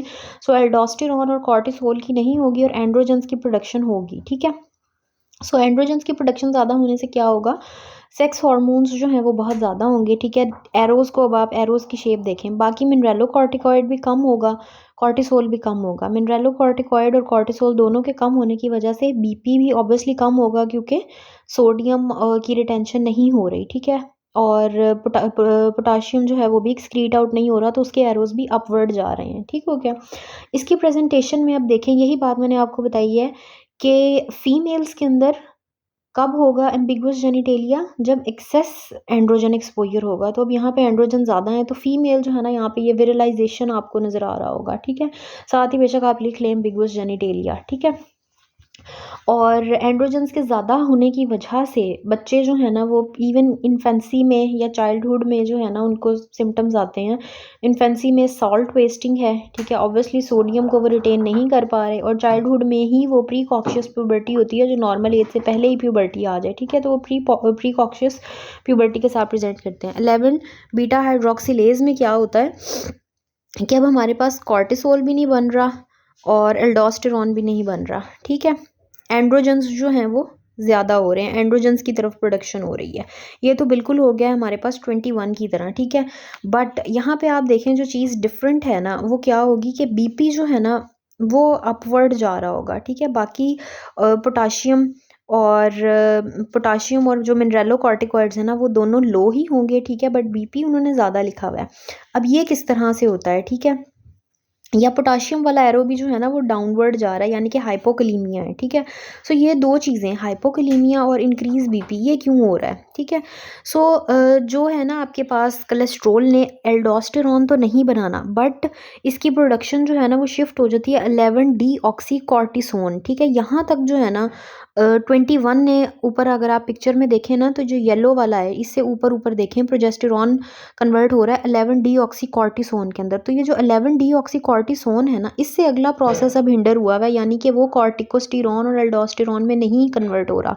तो मतलब 11 डी ऑक्सी कॉर्टिकोस्टेरॉन ज़्यादा हो रहा है, और ये जो 11 डी ऑक्सी कॉर्टिकोस्टेरॉन है ना, ये सब्सटेंस जो है ये एक वीक मिनरेलोकॉर्टिकॉइड है, ठीक है। और इससे क्या होता है, बीपी इंक्रीज करता है ये। ऑल्दो इसका बिल्कुल मिनरेलोकॉर्टिकॉइड वाला तो इफेक्ट नहीं है 100%, बट वीक मिनरेलोकॉर्टिकॉइड थोड़ा बहुत इफेक्ट तो करेगा ये। तो थोड़ा बहुत बीपी को इंक्रीज करेगा, हाइपोकलीमिया करेगा, ठीक है, जो नॉर्मल एक एल्डोस्टेरॉन के फंक्शन होंगे। बट इसमें एल्डोस्टेरॉन की जो कंसनट्रेशन अगर आप देखेंगे वो कम हुई होगी, ठीक है। ये इसमें एक इंपॉर्टेंट पॉइंट है, ठीक है। और उसी तरह से जैसे ही 21 हाइड्रोक्सिलेज और 11 बीटा, इन दोनों की जो सिम्टम्स हैं या प्रेजेंटेशंस हैं ना वो सेम होगी, एक्सेप्ट कि जो 11 वाला होगा वो बच्चा हाइपरटेंशन के साथ प्रेजेंट करेगा, ठीक है। सॉल्ट वेस्टिंग नहीं होगी उसके अंदर, उल्टा हो जाएगा। और 21 वाले में सॉल्ट वेस्टिंग होगी। इसको अब वैसे तो आप समझ के ही याद करें, बट बिल्कुल क्विक याद रखने के लिए आप क्या कर सकते हैं कि जो एंजाइम 1 से स्टार्ट हो रहा है ना उसके अंदर हाइपरटेंशन होगी, ठीक है। जैसे 11 है उसमें 1 है, और 17 है वो 1 है, उसमें हाइपरटेंशन होगी। और जो 21 यानी कि 1 पे एंड हो रहा है उसके अंदर नहीं होगी, ठीक है। और 21 वाला सबसे ज़्यादा पूछा जाता है, तो इसलिए ये तो आपको बहुत अच्छे से आना चाहिए। नेक्स्ट जो हमारा टॉपिक है ना वो है कॉर्टिसोल। कॉर्टिसोल के बारे में थोड़ा बहुत तो अब हमने पहले भी पढ़ लिया हुआ है, क्योंकि पीछे जो हमने डिजीज़ पढ़ी हैं उसमें कॉर्टिसोल की फॉर्मेशन थी, जो एंजाइम डेफिशिएंसीज थी, और उससे पहले इसका सोर्स और फंक्शंस हम यहाँ पे डिटेल में पढ़ेंगे। बट कुछ बातें आपको ऑलरेडी 50% आपको जो है ना वो ऑलरेडी पता है कॉर्टिसोल के बारे में। सो कॉर्टिसोल जो है वो एड्रीनल के जोना फेसिकुलाटा से रिलीज़ होता है, ठीक है। और जिस तरह से बाकी सारे हार्मोन्स प्रोटीन के साथ बाउंड होते हैं, इसी तरह से ये भी कॉर्टिकोस्टेरॉइड बाइंडिंग ग्लोबुलिन के साथ बाउंड होता है, ठीक है। 90% जो सीरम कॉर्टिसोल है ना वो बाउंड फॉर्म में होता है। अब हम आते हैं इसके फंक्शन की तरफ। तो फंक्शन जो है वो इसका क्या है कि इसने एपेटाइट को इंक्रीज़ करना होता है, ठीक है। स्ट्रेस में अक्सर लोगों का रिस्पांस आपने ये सुना हुआ होगा कि उनको भूख बहुत ज़्यादा लगती है, ठीक है। सो कॉर्टिसोल इज़ द रीज़न, ठीक हो गया। नेक्स्ट है कि ब्लड प्रेशर, स्ट्रेस की वजह से अक्सर लोग जो हैं वो अपने कार्डियक डिजीज़ की तरफ जाते हुए देखे होंगे, ठीक है। उसकी भी यही रीज़न है क्योंकि कॉर्टिसोल जो है ना वो आपकी आर्ट्रियोल्स के ऊपर अल्फ़ा 1 रिसेप्टर्स की अप रेगुलेशन करवाता है, यानी कि अल्फ़ा 1 रिसेप्टर्स को वहाँ पर शो करवाता है। अब उसकी वजह से क्या होता है, अल्फ़ा 1 रिसेप्टर्स आपको पता है किसके लिए हैं, एड्रेनर्जिक के लिए। अब एड्रेनर्जिक में आपके पास आते हैं एपिनेफ्रीन और नॉर एपिनेफ्रीन, ठीक है। एपिनेफ्रीन नॉर एपिनेफ्रीन जब उन अल्फ़ा रिसेप्टर्स के ऊपर आके लगेंगे, ठीक है, तो वहाँ पे जो उनका काम है वो करवाएंगे, दैट इज़ वेजोकंस्ट्रिक्शन, ठीक है। दूसरी चीज़ मैंने पीछे आपको एपिनेफ्रीन के हवाले से बताई थी कि एपिनेफ्रीन अल्फ़ा और बीटा रिसेप्टर्स दोनों के ऊपर काम करते हैं, लेकिन जो अल्फ़ा वाला इफेक्ट है ना वो उनका ज़्यादा पोटेंट होता है कि इंसुलिन की प्रोडक्शन को कम करना और प्लाज्मा ग्लूकोज को ज़्यादा करना, ठीक है। सो प्लाज्मा ग्लूकोज को ज़्यादा करके वो पेशेंट को डायबिटीज़ की तरफ लेके जाते हैं। तो स्ट्रेस से डायबिटीज़ भी हो सकती है बिकॉज वो इंसुलिन रेजिस्टेंस करवाता है, ठीक है। तीसरी चीज़ है अब हमारे पास के at high concentrations it can bind to the mineralocorticoid receptors. ये भी पीछे जो मैंने आपको एंजाइम्स वाली पढ़ाई थी 21 और 11 वाली, तो उसमें मैंने आपको बताया था 11 हाइड्रोक्सीलेज की डेफिशिएंसी जो थी कि उसमें वो वीक मिनरेलोकॉर्टिकॉइड और उसकी प्रोडक्शन किस तरह से इफेक्ट होती है, ठीक है। तो ये वो वाली बात है, इंसुलिन रेजिस्टेंस की बात हो गई है। अब इसमें हमारे पास ग्लूकोनियोजेनेसिस, प्रोटियोलाइसिस और लाइपोलाइसिस, इन सबको जो है ना वो फास्ट कर देना होता है। ग्लूकोनियोजेनेसिस यानी कि ग्लूकोज की प्रोडक्शन ज़्यादा हो रही है और दूसरी तरफ लिपिड्स की ब्रेकडाउन, प्रोटीन्स की ब्रेकडाउन हो रही है, ठीक है। अब आपको पता है कि ग्लूकोज अगर मसल्स में या फैट्स में नहीं जाएगी, पेरिफेरली नहीं टेकअप होगी, तो सीरम के अंदर इंक्रीज़ होती रहेगी और सीरम के अंदर इंक्रीज़ होने से क्या होगा, ऑब्वियसली आपके पास डायबिटीज़ होगी, ठीक है। फिर है हमारे पास कि ये फाइब्रोब्लास्ट एक्टिविटी को भी कम कर देती है, यानी कि अगर कोई आपको चोट लगी है, सो जो हाई कॉर्टिसोल वाले लोग होते हैं उनकी वूंड हीलिंग, कोलेजन सिंथेसिस, ये सब कुछ कम होता है, ठीक है। इसकी अब रीज़न ये है कि कॉर्टिसोल जो है ना वो बेसिकली आपकी जो एपिडर्मल सेल डिवीजन है उसको ब्लंट कर देता है, ठीक है। सेल ने डिवाइड होना है, ग्रो होना है, ठीक है, और कोलेजन की डेपोजिशन होना, फाइब्रोब्लास्ट की एक्टिवेशन होना, ये सब चीज़ें नहीं हो पाती, जिसकी वजह से स्किन एक तो थिन भी होती है, ठीक है, और दूसरी चीज़ जो हमारे पास ये पुअर वुंड हीलिंग वाले इफ़ेक्ट्स आते हैं। फिर है जी हमारे पास के इन्फ्लेमेशन या इम्यून रिस्पॉन्स जो है इसको कम करता है। इसको कम किस तरह से करता है, ये बेसिकली जो है ना आपका NF-k बीटा उसको इनएक्टिवेट करता है, ठीक है। ल्यूकोट्राइन्स, प्रोस्टाग्लैंडिन्स उनकी प्रोडक्शन को इनहिबिट कर रहा है, ठीक है। हिस्टामीन रिलीज़ नहीं होने दे रहा, वाइट ब्लड सेल्स की एडहिजन नहीं होने दे रहा। ये इंपॉर्टेंट, इसको आप हाईलाइट कर लें, न्यूट्रोफिलिया, इओसिनोफिलिया एंड लिम्फोपीनिया, ठीक है। लिम्फोसाइट्स और एओसिनोफिल्स, हाँ, ये कम हो रहे होते हैं और न्यूट्रोफिल्स जो हैं ये ज़्यादा हो रहे होते हैं क्योंकि ये वाइट ब्लड सेल्स को एडहिजन ही नहीं होने देता। जहाँ पे इंजरी हुई है ना वहाँ पे नॉर्मली क्या होता है, डायबिटीज़ होती है, वाइट ब्लड सेल्स आते हैं, वो वेसल की लाइनिंग के अक्रॉस लग जाते हैं, ठीक है, और इन्फ्लेमेटरी या इम्यून रिस्पॉन्स जनरेट करते हैं। तो अब इसने क्या करना है, कॉर्टिसोल ने उस सारे प्रोसेस को हिंडर कर देना है, जिसकी वजह से हमारे पास जो पेरिफेरल न्यूट्रोफिल काउंट है ना वो ज़्यादा होगा, ठीक है। और दूसरी तरफ ये बोन फॉर्मेशन जो है ना उसको भी कम करता है, ठीक है। अब इसकी वजह से क्या होता है कि एक बात अब आपको ये समझ आ गई है कि किस तरह से इसने इन्फ्लेमेटरी इम्यून रिस्पॉन्स को कम करना है, ठीक है। अब जो पेशेंट्स एक्सोजेनसली ग्लूकोकॉर्टिकॉइड्स ले रहे हैं ना, ठीक है, उनको जो पहले कोई डिजीज़ थी या लेटेंट फॉर्म में पड़ी हुई थी, ठीक है, वो रीएक्टिवेट हो सकती हैं, अपॉर्चुनिस्टिक इन्फेक्शंस हो सकती हैं, जैसे कि कैंडिडियासिस है, रीएक्टिवेशन ऑफ टीबी है, और उसका मैकेनिज्म है कि जी ये IL-2 की जो प्रोडक्शन है ना जो इनहिबिट करके रखती है, ठीक है, इन प्रोसेसेस को, ये उसको ब्लॉक कर देता है, ठीक है। ये बात हो गई हमारे पास। फिर है इसकी रेगुलेशन। रेगुलेशन भी इसकी जैसे बाकी सब हार्मोन्स की है वैसे ही है कि एक हमारे पास एड्रीनल ग्लैंड्स हैं, उससे ऊपर हमारे पास पिट्यूटरी और उससे ऊपर हाइपोथैलेमस है। तो हाइपोथैलेमस ने स्टिमुलेट करना है ACTH रिलीज़ को, और ACTH रिलीज़ ने जो है वो नीचे एड्रीनल्स में आके जोना फेसिकुलाटा से कॉर्टिसोल की प्रोडक्शन को इंक्रीज़ कर देना है, ठीक है। साइड पे जो छोटा सा नोट लिखा हुआ है ना, ये क्रॉनिक स्ट्रेस के उन्होंने इफेक्ट्स बताए हुए हैं कि अगर क्रॉनिक कॉर्टिसोल इंक्रीज रहता है तो उसकी वजह से कॉर्टिसोल रेजिस्टेंस, इम्पेयर्ड इम्यूनोकॉम्पिटेंसी और डिसरेगुलेशन ऑफ HPA एक्सिस यानी कि हाइपोथैलेमस पिट्यूटरी एक्सिस जो है उसकी डिसरेगुलेशन हो जाती है, ठीक है। फिर है हमारे पास एपिटाइट रेगुलेशन। एपिटाइट रेगुलेशन में भी ग्रेलिन और लेप्टिन, ये हमने न्यूरो में हाइपोथैलेमस में बड़ी डिटेल से कर लिए हुए हैं, ठीक है। लेकिन मैं यहाँ पे भी आपको बता देती हूँ कि जो ग्रेलिन है ना वो आपने याद रखना है ग्राओ या ग्रो हंगरी से, ठीक है। सो ये आपको जो है ना वो इट मेक्स यू हंगरी, और दूसरी तरफ लेप्टिन जो है ना वो आपको क्या करता है, सेटाइटी हार्मोन है, वो आपको सेशिएट रखता है, ठीक है। सो अब ग्रेलिन जो है ना उसने क्या करना है, एक तो इसका और एक्सीजेनिक इफेक्ट है, यानी कि इसने हंगर को स्टिमुलेट करना है। अब हंगर को स्टिमुलेट करने के साथ साथ ये ग्रोथ हार्मोन को भी स्टिमुलेट कर रहा है, जिसकी वजह से ऑब्वियसली आप क्या होंगे, मोटे होते जाएंगे, ठीक है। सो अब हमारे पास कौन कौन सी कंडीशंस हैं जिसकी वजह से ग्रेलिन इंक्रीज होता है, तो स्लीप डेप्रीवेशन, ठीक है। अक्सर लोगों में इसी ये जो कुछ चीज़ें हैं ना, जैसे एपिटाइट बढ़ जाती है कॉर्टिसोल के, ठीक है। ये जो नॉर्मल स्ट्रेस है ना उसका रिस्पॉन्स डिफरेंट होता है पेशेंट टू पेशेंट। डिप्रेशन में, स्ट्रेस में, हर पेशेंट की बॉडी जो है ना वो डिफरेंट रिएक्ट करती है। कुछ लोगों की भूख बिल्कुल मर जाती है, लेकिन ये हम बात कर रहे हैं जो कॉर्टिसोल का नॉर्मल फंक्शन है और जो पैथोलॉजीज जैसे कि कुशिंग्स हैं ये उनसे रिलेटेड है, ठीक है। सो स्लीप डेप्रीवेशन है, फास्टिंग और प्रेडर विलाय सिंड्रोम, ये कंडीशंस जो है ना ये ग्रेलिन की प्रोडक्शन को ज़्यादा करती हैं, ठीक है। अब अगेन एक एमसीक्यूज़ है कि ये ग्रेलिन या बेसिकली हार्मोन जो है ये कहाँ पे एक्ट करता है, so it acts on the lateral area of the hypothalamus या हंगर सेंटर पे, ठीक है। सो हंगर सेंटर अगर आपका डैमेज हो जाता है तो उसकी वजह से क्या होगा, आपको बिल्कुल भूख नहीं लगेगी, ठीक है, और आप बहुत ही लीन थिन होते जाएंगे। इस तरह से एमसीक्यूज पूछा जाता है इसमें से। जो सेटाइटी हार्मोन है, लेप्टिन है, उसमें यही बात है कि बेसिक जो लेप्टिन हार्मोन है ना वो आपके एडिपोज टिश्यूज जो हैं उनसे बनता है, ठीक है। सो क्या होता है कि अगर इस जीन के अंदर, लेप्टिन जीन में अगर कोई म्यूटेशन हो जाती है, मतलब नॉर्मल तो वो आपको बिल्कुल वो खाने के बाद जो आपको एक भरी भरी फील आती है ना, थोड़ा कुछ लोग होते हैं थोड़ा सा खा के भी उनको ऐसे सेटाइटी वाली फील आना शुरू हो जाती है, ठीक है। सो वो वाली जो आपको फीलिंग है ना कि यू हैव हैड इनफ, ठीक है, वो अगर म्यूटेशन हो जाएगी इस जीन के अंदर या फिर जहाँ से ये प्रोड्यूस हो रहा है, for example ventromedial area of the thalamus से, जो ग्रेलिन था वो लेटरल एरिया से है, लेप्टिन जो है वो वेंट्रोमीडियल एरिया से है, ठीक है।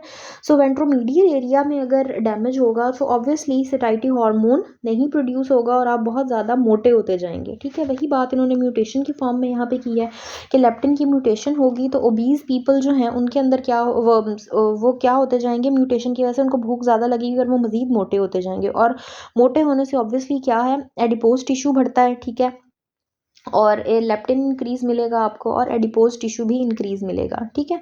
और इसके जो स्टिमुलेंट्स हैं वो कौन से हैं, अगेन स्लीप डेप्रीवेशन आपको यहाँ पे भी मिलेगा और स्टारवेशन, ठीक है। अब आप कहेंगे कि भाई स्लीप डेप्रीवेशन तो ग्रेलिन में भी है, लेप्टिन में भी है, सो यही वो बात है जो मैं आपको बताना चाह रही थी कि डिफरेंट बॉडीज़ जो हैं वो डिफरेंट रिएक्ट करती हैं, ठीक है। तो दोनों चीज़ें हो सकती हैं इसमें।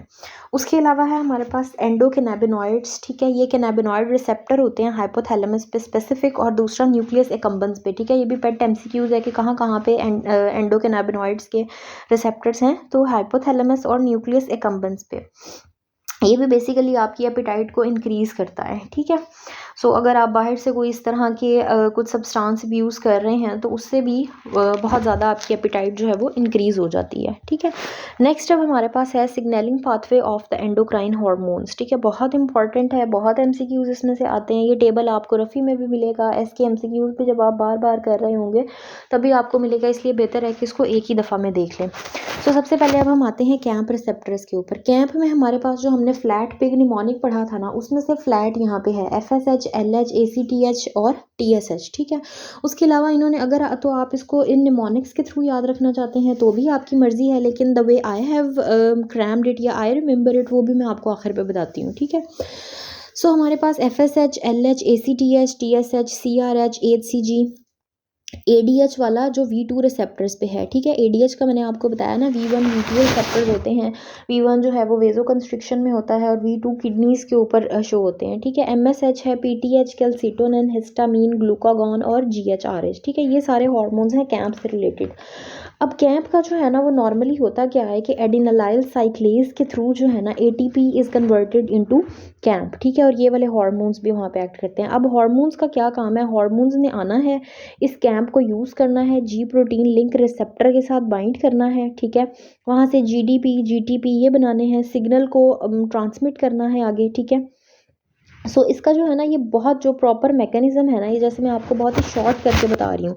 ये हार्मोन आया है, ठीक है, जो जी प्रोटीन कपल्ड रिसेप्टर होता है उसके साथ आके लगा है। सो बेसिकली वहाँ पे क्या होता है कि एक अल्फा सब यूनिट होता है जो अपनी इनएक्टिव स्टेट में होता है, ठीक है। तो जब हार्मोन बाइंड करता है ना, सो वो क्या होता है कि वो जो अल्फा सब यूनिट होता है वो उस जीटीपी के साथ बाइंड होकर सेपरेट हो जाता है और एडिनोलाइल साइक्लेज को जो है वो एक्टिवेट कर देता है, जिसकी वजह से ATP is converted into camp, ठीक है। ये मेन चीज़ है।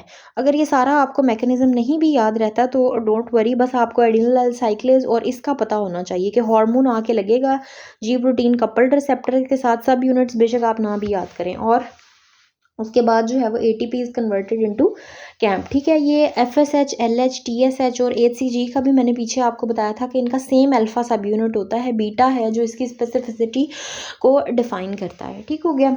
नेक्स्ट है अब हमारे पास सीजीएमपी। सीजीएमपी का भी बिल्कुल सेम ही मैकेनिज्म है, सिर्फ एटीपी की जगह आपके पास जीटीपी आ जाएगा और कैंप के सी की जगह पे सीजीएमपी आ जाएगा। अब इसके अंदर क्या है हमारे पास बीएनपी, एएनपी और ईडीआरएफ, ठीक है। EDRF stands for endothelium derived relaxing factor, ठीक है, और ये आपके एंडोथीलियल सेल्स जो है ना वो रिलीज करते हैं या वहाँ से सिंथेसाइज होता है। इसका जो मकसद है ना वो भी यही है कि इसने सीजीएमपी के थ्रू एक्ट करना होता है। सीजीएमपी को एक्टिवेट करता है, स्मूथ मसल्स की रिलैक्सेशन करवा के वेजोडाइलेशन करवाता है, ठीक है। ये हम बेसिकली एनओ को ही, नाइट्रस ऑक्साइड को ही बोल रहे हैं, ठीक है, उसी का ही ये दूसरा नाम है, तो ये बात भी आपको पता होनी चाहिए, ठीक है। दूसरी तरफ बीएनपी, एएनपी हैं, ये कार्डियो में हम देखेंगे कि ये कार्डियक मायोसाइट से रिलीज होते हैं। एट्रियल नाइट्रोयूरेटिक पेप्टाइड, ठीक है, और ब्रेन नाइट्रोयूरेटिक पेप्टाइड। अब इन दोनों का काम क्या होता है कि इन्होंने जो रेनिन एंजियोटेंसिन अल्डोस्टेरोन सिस्टम है ना उसको एंटेगोनाइज करना होता है, ठीक है। आपको पता है कि रेनिन एंजियोटेंसिन मैकेनिज्म क्या कर रहा होता है, वाटर कंजर्व कर रहा होता है, सोडियम कंजर्व कर रहा होता है, तो ये उसके ऑपोजिट चीज़ें करेगा, ठीक है। ये दोनों जाके बाइंड करेंगे एनपीआर के साथ। एनपीआर क्या है, नाइट्रोयूरेटिक पेप्टाइड रिसेप्टर, ठीक है, और डायूरिसिस भी करवाएंगे और वेजो डायलेशन भी करवाएंगे, ठीक है। सो ये सारी इसकी बातें हो गई। थर्ड है हमारे पास IP3, आइनोसिटोल फॉस्फेट वाला जो पाथवे है, इसमें भी अब हमारे पास GnRH, ऑक्सीटोसिन, ADH का V1 रिसेप्टर है। इसी तरह से हिस्टामीन का पहले हमारे पास H2 था, अब यहाँ पे H1 रिसेप्टर है, एंजियोटेंसिन 2 और गैस्ट्रिन है। अब इसकी अगर हम बात करते हैं तो ये भी जी प्रोटीन कपल्ड रिसेप्टर के थ्रू बाइंड करता है, ठीक है, वर्क करता है, सॉरी। लाइगेंड आएगा, हार्मोन आएगा, वो बाइंड करेगा रिसेप्टर के साथ, फॉस्फोलाइपेज C, यहाँ पे जो मेन चीज़ है वो फॉस्फोलाइपेज C है, उसको एक्टिवेट करेगा और वो PIP2 को IP3 और DAG में कन्वर्ट करेगा, सॉरी, ठीक है। अब ये जो हमने तीनों पढ़े हैं ना, CAMP, CGMP और IP3, ये क्या है, ये एज सेकंड मैसेंजर्स एक्ट करते हैं, ठीक है। तो जो भी सेल के अंदर चेंजेस हो रही हैं ना वो किसके थ्रू, अब ये तीनों सेकंड मैसेंजर्स के थ्रू लेके आ रहे हैं। जितने हार्मोन्स हैं इनका सेकंड मैसेंजर वाला सिस्टम है, इन तीनों को आप अलग कर लें, ठीक हो गया। नेक्स्ट जो इंट्रासेलुलर रिसेप्टर्स हैं वो तो बिल्कुल हैं ही अलग ना, कि वो सेल के अंदर होंगे, ठीक है। जो आखिर पे दो रह जाते हैं, receptor tyrosine kinase and non receptor tyrosine kinase. इनके जो रिसेप्टर्स होते हैं ना वो सरफेस रिसेप्टर्स होते हैं, ठीक है, वो उनको यूज़ करके सेलुलर चेंजेस लेके आ रहे होते हैं। और नॉन रिसेप्टर वाले में तो रिसेप्टर है ही नहीं, बट वो भी आउटसाइड द सेल ही होता है, ठीक है। सो अब हम आते हैं इंट्रासेलुलर के ऊपर, that is the most important ones, ठीक है। इसमें सारे ज़्यादातर जो है ना वो स्टेरॉयड हार्मोन है, एक्सेप्ट ये T3 T4 के, ये स्टेरॉयड हार्मोन नहीं है, बट अगेन ये फैट सॉल्युबल हैं, ठीक है। जैसे कि आपको पता है थायरो ग्लोबुलिन के साथ ये बाइंड करते हैं, TBG के साथ, ठीक है, और टायरोसिन आयोडीन से उस तरह से बनते हैं। वो सारी बातें हमने थायराइड वाले टॉपिक में की हुई हैं। So it is also fat soluble. बाकी जो है progesterone, oestrogen, testosterone, cortisol, aldosterone, इन सब के अंदर जो है वो कोलेस्ट्रॉल का रिंग मौजूद है, ठीक है। और एक डिफरेंट चीज़ जो है वो यहाँ पे विटामिन D भी है, ठीक है। तो इनको हम इंट्रासेलुलर रिसेप्टर्स या स्टेरॉयड हार्मोन्स भी कहते हैं। अब स्टेरॉयड हार्मोन्स का मतलब क्या है कि they are lipid loving. Although T3 T4 vitamin D ये स्टेरॉयड्स नहीं हैं, बट ये भी फैट सॉल्युबल हैं, फैट लविंग है, लाइपोफिलिक हैं, ठीक है। सो इनका अब आप नीचे देखेंगे स्टेरॉयड हार्मोन्स का उन्होंने अलग से हमें दिखाया हुआ है कि किस तरह से हार्मोन आया है, वो रिसेप्टर के साथ बाइंड किया है। अब ये देखें कि ये इंट्रासेलुलर रिसेप्टर पड़ा हुआ है, सरफेस पे नहीं है, ठीक है। ये कहाँ पे है? It is located in the nucleus और इन द साइटोप्लाज्म। जो साइटोप्लाज्म में होते हैं उसको हम साइटोप्लाज्मिक, फर्दर इसकी जो क्लासिफिकेशन है ना इंट्रासेलुलर की, वो क्या है कि जो साइटोप्लाज्म में होंगे उनको हम साइटोप्लाज्मिक रिसेप्टर कहेंगे, जो न्यूक्लियर होंगे उनको हम न्यूक्लियर रिसेप्टर्स कहेंगे। इट्स वेरी सिंपल, ठीक है। सो हार्मोन रिसेप्टर के साथ बाइंड किया है, रिसेप्टर के अंदर कुछ ट्रांसफॉर्मेशन चेंजेस होंगी, ठीक है, और वो हमारे पास ये डीएनए बाइंडिंग प्रोटीन को शो करेगा, ठीक है। आगे ये देखें लेके जा रहा है, वो डीएनए के साथ मिल रहा है, इंट्रॉन, एक्सॉन्स, एमआरएनए बन रहा है, ठीक है, और किस तरह से आखिर में हमारे पास रिस्पॉन्स जनरेट हो रहा है, ठीक है। ये इंट्रासेलुलर रिसेप्टर्स का सबसे ज़्यादा यही पूछे जाते हैं, ठीक है। मजीद इसमें जो है ना ये साइड पर इन्होंने मेल्स और फीमेल्स का सेक्स हार्मोन बाइंडिंग ग्लोबुलिन का एक पॉइंट बताया हुआ है, that is very simple, very basic, ठीक है। इसमें क्या होता है कि सेक्स हार्मोन बाइंडिंग ग्लोबुलिन अगर मेल्स के अंदर फॉर एग्जांपल हम कंसीडर करते हैं कि ज़्यादा है, ठीक है, सेक्स हार्मोन बाइंडिंग ग्लोबुलिन जो है वो इंक्रीज्ड है, तो क्या होगा, सारा का सारा सेक्स हार्मोन तो वो बाइंड कर लेगा, ठीक है। मेल्स के अंदर टेस्टोस्टेरोन होता है तो वो टेस्टोस्टेरोन को बाइंड कर लेगा, ठीक है। तो क्या होगा कि जो सीरम के अंदर टेस्टोस्टेरोन है उसी को ही हम फ्री टेस्टोस्टेरोन कंसीडर करते हैं ना, तो वो फ्री टेस्टोस्टेरोन जो है वो कम होगा हमारे पास, ठीक है। सो उसके मेल्स के अंदर कौन सी चेंजेस आएंगी? फीमेल वाली चेंजेस आएंगी, गायनिकोमैस्टिया जैसे के, ठीक है।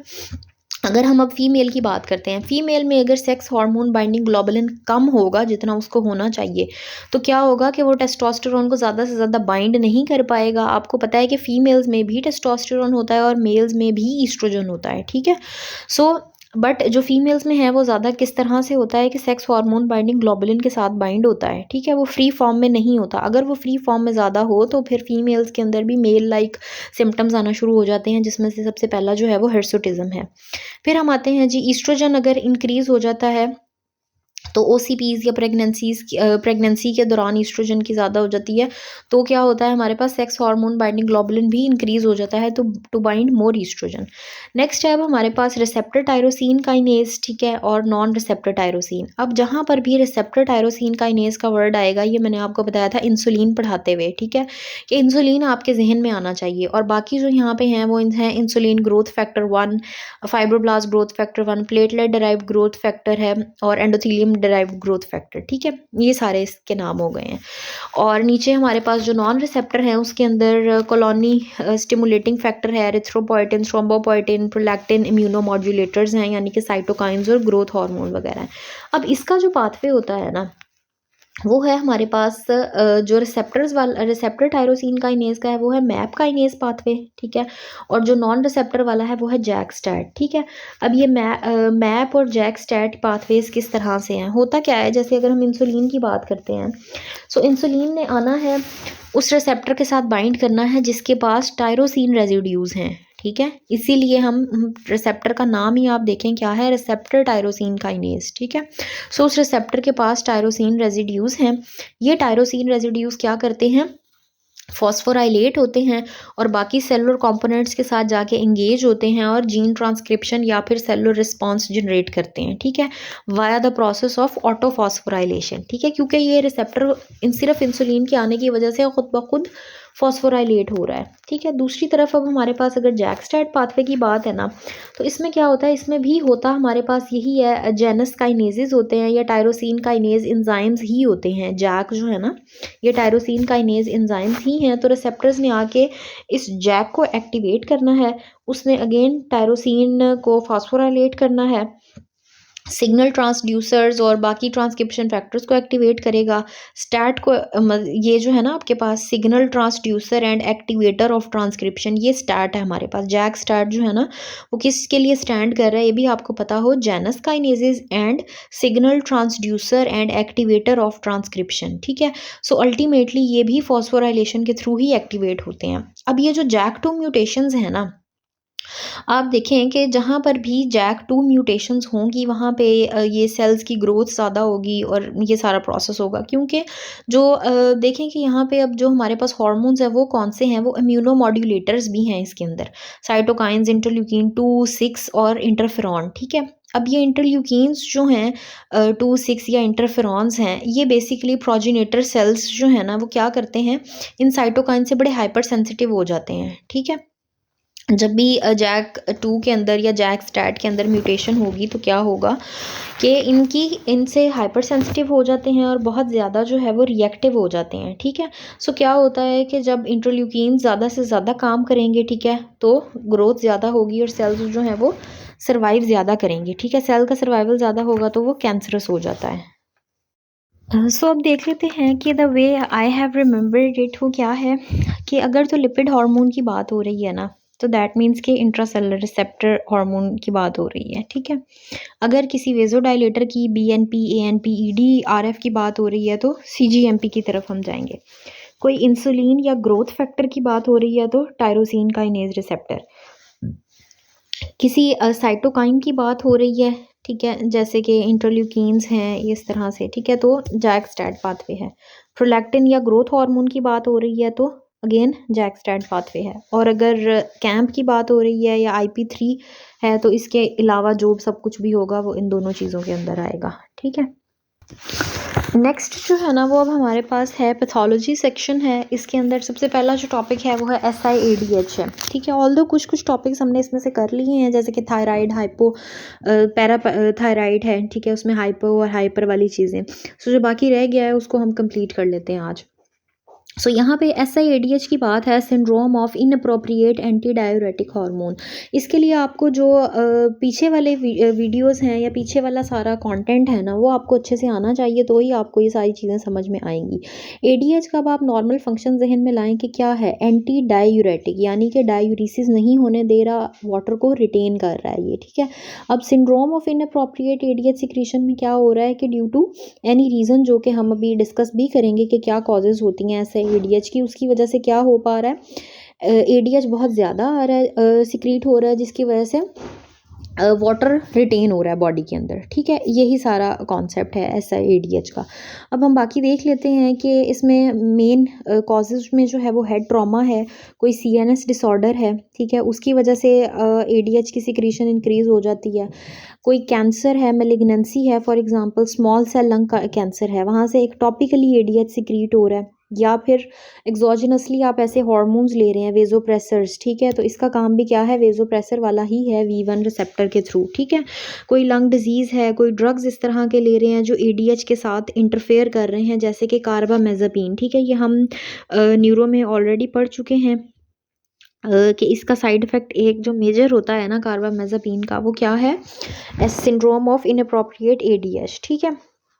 सो अब इसमें होता क्या है बेसिकली कि जब पानी बहुत ज़्यादा रिटेन हो रहा होता है ना, तो जितने सोल्यूट्स हैं वो कम होना शुरू हो जाते हैं, ठीक है, यानी कि सीरम की ऑस्मोलैलिटी कम होना शुरू हो जाती है और सीरम का ओवरऑल वॉल्यूम जो है ड्यू टू वाटर वो इंक्रीज़ होना शुरू हो जाता है, ठीक है। एक बात तो ये है। अब बॉडी ने इसको किस तरह से रिस्पॉन्ड करना है, जब आपके पास बॉडी के अंदर ना यहाँ पे हाइपोनेट्रीमिया वाली कंडीशन डेवलप हो रही है, ठीक है। सो और दूसरी तरफ वाटर रिटेंशन भी हो रही है हमारे पास, ठीक है। सो अब एल्डोस्टेरॉन जो है ना वो नॉर्मली क्या करता है, सोडियम और वाटर की रिटेंशन करता है, ठीक है। लेकिन जब ये दोनों चीज़ें हमारे पास, देखें किस तरह से अफेक्ट करेगा अब एल्डोस्टेरॉन, कि नॉर्मली वो वाटर को भी रिटेन कर रहा होता है और सोडियम को भी रिटेन कर रहा होता है, लेकिन चूँकि हमारे पास अब वाटर रिटेंशन बहुत ज़्यादा हो चुकी है, सो इस वजह से एल्डोस्टेरॉन की सिक्रीशन कम हो जाएगी, जिसकी वजह से सोडियम भी लूज़ होना शुरू हो जाएगा आपका और वाटर भी लूज़ होगा, ठीक है। तो वाटर तो लूज़ होगा, ये तो हमारा डिज़ायर्ड इफेक्ट है, ठीक है, बट जो यूरिनरी सोडियम सिक्रीशन है ना वो भी इंक्रीज़ हो जाएगी, ठीक है। सो हमारी बॉडी जो है वो क्या यूवोलिमिक हाइपोनेट्रीमिया की स्टेट में चली जाएगी। इस बात की समझ आ गई है, ठीक है। मैं दोबारा भी बता देती हूँ कि किस तरह से होता है। वाटर रिटेंशन हो रही है, फ्री वाटर रिटेन हो रहा है, ठीक है, ऑल्दो सोडियम कम है रिलेटिवली, ठीक है, क्योंकि पानी बहुत ज़्यादा हो गया है। सोडियम की एज सच डेफिशिएंसी नहीं है, बट पानी के ज़्यादा होने की वजह से रिलेटिवली सोडियम कम है। तो बॉडी ने उसको किस तरह से रिस्पॉन्ड करना है, उस पानी को निकालने के लिए, वो डायूरीज करने के लिए एल्डोस्टेरॉन को कम कर देता है और ANP BNP को इंक्रीज़ कर देता है। अब एल्डोस्टेरॉन के कम होने की वजह से वाटर तो जाएगा ही जाएगा, ठीक है, बट सोडियम भी उसके साथ जाएगा, तो यूरिनरी सोडियम एक्सक्रीशन जो है वो इंक्रीज़ हो जाएगी, ठीक है। ट्रीटमेंट की अगर हम बात करते हैं तो फ्लूइड रिस्ट्रिक्शन है, सॉल्ट टैबलेट्स हैं, IV हाइपरटोनिक सेलाइंस दे सकते हैं। हाइपरटोनिक सेलाइन के अंदर सोडियम ज़्यादा होता है, ठीक है। डायूरेटिक्स हैं मज़ीद, ठीक है, एडीएच एंटागोनिस्ट दे सकते हैं। तो ये सारी चीज़ें हैं। अब नीचे आ जाएं जी आप, यहाँ पे अब जो हमने चीज़ देखनी है ना वो है प्राइमरी पॉलीडिप्सिया और डायबिटीज़ इंसिपिडस, ठीक है। अब डायबिटीज़ इंसिपिडस जो है ना वो पीछे भी मैं आपको उसका एक बेसिक कॉन्सेप्ट दे के आई थी कि एडीएच जो है ना वो दो उसके रिसेप्टर्स हैं, ठीक है, V1 V2 जो मैंने आपको बताए थे। V1 कहाँ पे, वो आर्टेरियोल्स पे और उन जगहों पे एक्ट कर रहा होता है, ठीक है, वेज़ोप्रेसर वाले इफेक्ट लेके आता है, ठीक। और V2 जो है वो किडनीज़ के ऊपर आते हैं। अगर तो आपके पास एडीएच की वैसे ही डेफिशिएंसी हो रही है due to any other reason, कोई ट्रॉमा हो गया है, कोई हाइपोक्सिक इंजरी हो गई है, कोई ट्यूमर है, उसकी वजह से एडीएच ब्रेन से ही रिलीज़ नहीं हो पा रहा, तो फिर तो डेफिनेट सी बात है, हम उसको क्या कहेंगे, सेंट्रल डायबिटीज़ इंसिपिडस। क्योंकि एडीएच नहीं है तो वाटर कंजर्व नहीं हो पा रहा, वाटर कंजर्व नहीं हो पा रहा तो ऑब्वियसली वो क्या कहाँ जाएगा, यूरिन में जाएगा, ठीक है। और इसको हम डायबिटीज़ इंसिपिडस क्यों कहते हैं, क्योंकि इंसिपिडस का मतलब ही होता है कि इट लैक्स फ्लेवर, ठीक है। जो डायबिटीज़ मेलिटस है वो स्वीट होता है, ठीक है, उसका यूरिन स्वीट होता है और ये स्वीट नहीं होता, ठीक है, क्योंकि इसमें जो बॉडी का वाटर होता है वही सारा बाहर निकल रहा होता है, ठीक है। डायबिटीज़ हम इसको क्यों कहते हैं, क्योंकि इसके अंदर भी वही सारी पॉलीयूरिया और पॉलीडिप्सिया वो वाले फीचर्स होते हैं, ठीक है। नेफ्रोजेनिक के अंदर क्या होता है कि एडीएच नॉर्मली तो रिलीज़ हो रहा होता है, ठीक है, बट प्रॉब्लम कहाँ पे होती है, जो किडनी के ऊपर रिसेप्टर्स होते हैं ना वो एडीएच से रेजिस्टेंट होते हैं, ठीक है, जिसकी वजह से आपके पास नेफ्रोजेनिक डायबिटीज़ इंसिपिडस होती है। होपफुली ये बात समझ आ गई होगी सबको। और तीसरी है अब हमारे पास प्राइमरी पॉलीडिप्सिया। पॉलीडिप्सिया का मतलब ही यही है कि आप बहुत ज़्यादा एक्सेसिव वाटर इनटेक कर रहे हैं, ठीक है। इसकी कोई साइकाइट्रिक रीजंस भी हो सकती हैं, कोई साइकाइट्रिक ड्रग्स की वजह से भी हो सकता है, ठीक है, और दूसरी कोई हाइपोथैलेमिक लीन भी हो सकती है। तो जब आप पानी बहुत ज़्यादा पिएंगे ऑब्वियसली क्या होगा कि यूरिन में भी पानी ज़्यादा ही जाएगा, ठीक है। अब हम इन तीनों का जो है ना वो देख लेते हैं कि किस तरह से हम डिफरेंशिएट करेंगे, हमें पता कैसे चलेगा। तो सबसे पहली तो आपने प्राइमरी पॉलीडिप्सिया को डिफरेंशिएट करना है ना, तो इसमें देखें कि आपके पास एडीएच के लेवल्स जो है ना वो या तो नॉर्मल होंगे क्योंकि एडीएच के अंदर कोई मसला नहीं है, ठीक है, या फिर वो कम होंगे क्योंकि बॉडी में ऑलरेडी वाटर ज़्यादा है, ठीक है, बार बार आप पानी पी रहे हैं तो एडीएच को सिक्रीट होने की ज़रूरत नहीं है वाटर रिटेन करने के लिए, ठीक है, वो भी कम होगा या नॉर्मल होगा। और दूसरी तरफ सारा पानी जब बहुत ज़्यादा हो रहा है तो सीरम ऑस्मोलैलिटी यानी कि सीरम की जो सोल्यूट कंसंट्रेशन है वो कम होगी और वाटर कंटेंट जो है वो ज़्यादा होगा, ठीक है, सिंपल ये बात। ट्रीटमेंट इसका अब आपने क्या करना है, यहाँ पे दो उन्होंने ए और बी बताए हुए हैं कि वाटर रिस्ट्रिक्शन जो है ना वो किसको कहते हैं, 2 to 3 आवर्स जो है ना कोई वाटर इनटेक ना करना, ठीक है, और उसके बाद आपने जो है ना यूरिन का वॉल्यूम और ऑस्मोलैलिटी उन सब चीज़ों को मेजर करना है, ठीक है, प्लाज्मा कंसंट्रेशन, ऑस्मोलैलिटी, इन सब चीज़ों को, इसको बेसिकली कह रहे हैं कि वाटर रिस्ट्रिक्शन है ये, ठीक है, वो आपने करनी है if the urine osmolality is greater than 700, ठीक है। यूरिन की ऑस्मोलैलिटी नॉर्मली जो है वो 300 से कम होती है, स्पेसिफिक ग्रेविटी 1.006 से कम होती है, ठीक है। ये बातें उन्होंने शुरू का जो पहली दो लाइंस है ना वहाँ पे बता दी हैं। फिर हमारे पास है अब आगे सेंट्रल डायबिटीज़ इंसिपिडस, ठीक है। इसमें क्या होगा, अब सेंट्रली एडीएच कम रिलीज़ हो रहा है तो डेफिनेट सी बात है एडीएच की वैल्यू कम होगी, ठीक है। एडीएच अब जब कम रिलीज़ हो रहा है तो क्या होगा, वाटर कंटेंट कम होगा बॉडी के अंदर, क्योंकि जिसने वाटर को रिटेन करना था वो है ही नहीं, तो सीरम ऑस्मोलैलिटी क्या हो जाएगी, इंक्रीज हो जाएगी, ठीक है। समझ रहे हैं ना इस बात को कि एडीएच के लेवल्स कम हैं, इस वजह से वाटर रिटेंशन कम होगी और सीरम सोल्यूट कंसंट्रेशन या सीरम ऑस्मोलैलिटी जो है वो ज़्यादा हो जाएगी, ठीक है। और इसके अंदर अब हम क्या करेंगे कि अगर हम वाटर रिस्ट्रिक्शन कर भी देंगे ना तो थोड़ा बहुत ही इफेक्ट आएगा, इतना कोई हमारे पास नहीं होगा। हाँ, फिर यहाँ पे किस चीज़ का इफेक्ट आएगा, यहाँ पे आएगा डेस्मोप्रेसिन की, ठीक है, डेस्मोप्रेसिन एडमिनिस्ट्रेशन। डेस्मोप्रेसिन जो है ना वो आपके पास एडीएच एनालॉग ही है, जब आप ये देंगे ना, इसी की तो डेफिशिएंसी थी, जब वो आपने करेक्ट कर दी तो क्या होगा, पेशेंट जो है वो इम्प्रूव करना शुरू कर देगा। फिर अब हम आते हैं नेफ्रोजेनिक डायबिटीज़ इंसिपिडस के ऊपर। इसमें भी आप देखें कि एडीएच के लेवल्स नॉर्मल होंगे क्योंकि वो सिक्रीट तो हो ही रहा है, ठीक है, या इनफैक्ट ज़्यादा भी हो सकते हैं, ठीक है, क्योंकि किडनीज़ रेजिस्टेंट है ना, तो किडनीज़ रेजिस्टेंट हैं, पीछे से हमें सिग्नल आता जाएगा कि एडीएच को लगेगा शायद मेरे पास ही डेफिशिएंसी है, मुझ में कोई कमी है, ठीक है, वो रिलीज़ करता जाएगा, तो इट कुड बी नॉर्मल या इंक्रीज्ड, ठीक है। दूसरी तरफ सीरम ऑस्मोलैरिटी के बारे में क्या होगा, उसी तरह से जब एडीएच हमारे पास वर्क नहीं कर रहा, ठीक है, बेशक वो मौजूद है, उसकी कंसंट्रेशन ज़्यादा है, लेकिन वो काम नहीं कर रहा, तो क्या होगा, हमारे पास सीरम ऑस्मोलैरिटी इंक्रीज होगी। अब आप इन एरोज को देखें, कोई भी सेम नहीं है। नेफ्रोजेनिक में दोनों अपवर्ड हैं, प्राइमरी पॉलीडिप्सिया में दोनों डाउनवर्ड हैं, और सेंट्रल के अंदर जो है वो एक अपवर्ड और एक डाउनवर्ड है, ठीक है। सो इसके अंदर क्या होगा, वाटर रिस्ट्रिक्शन का भी और डेस्मोप्रेसिन का भी कोई खास इफेक्ट नहीं होगा। इसमें आपने जो अंडरलाइंग कॉज है ना, जो कोई या तो वो हेरिडिटरी है या कोई एंटीबायोटिक आप ले रहे हैं, ठीक है, हाइपोकलीमिया, कोई भी जो कॉज है उसको आपने रिमूव करना है, ठीक है। क्योंकि सोल्यूट्स ऑलरेडी ज़्यादा हैं तो लो सोल्यूट डाइट देनी है, और पेशेंट को आपने इंडोमेथासिन का जो यहाँ पे काम है ना, वो है कि इसने रीनल ब्लड फ्लो को कम करना होता है, ठीक है, बिकॉज किडनीज जो हैं वो ऑलरेडी अफेक्ट हो रही होती हैं आपकी, ठीक है। सो ये इसका जी हमारे पास है SIADH के बारे में बातें सारी। इसके अंदर उन्होंने बताया है कि under secretion of pituitary hormones की वजह से क्या क्या हमारे पास हो सकता है, ठीक है।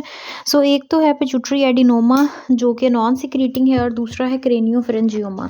सो क्रेनियोफेरेंजियोमा जो है वो ज़्यादातर बच्चे प्रेजेंट करते हैं, बिनाइन ट्यूमर है, हेडेक होता है, विजुअल फील्ड इफेक्ट्स हैं, बिहेवियरल चेंजेस देखी गई हैं इसमें due to frontal lobe dysfunction, और इसका जो डिराइव्ड है ये कहाँ से है, रेथकेस बाउथ से, ठीक है, जहाँ से पिट्यूटरी डिराइव होता है। फिर है हमारे पास एम्प्टी सेला टर्शिका सिंड्रोम है एक, के इसके अंदर जो सेला टर्शिका है वो इनलार्ज्ड होता है और CSF से फिल्ड होता है, जिसकी वजह से वो पिट्यूटरी को भी कंप्रेस कर सकता है, और हमारे पास हाइपोपिट्यूटरिज्म वाले सिम्टम्स आ सकते हैं, ठीक है। फिर अब जो दो मेजर चीज़ें हैं वो है शी-हैन सिंड्रोम एंड पिट्यूटरी एपोप्लेक्सी, ठीक है। शी-हैन सिंड्रोम आपने काफ़ी ज़्यादा बड़ी हुई है, ठीक है, और ये अक्सर वन पेपर एग्ज़ाम्स में, MD MS के एग्ज़ाम्स में, FCPS में, सब में ये पूछा जाता है कि प्रेगनेंसी में क्या होता है बेसिकली, कि पिट्यूटरी की ग्रोथ होती है, ठीक है।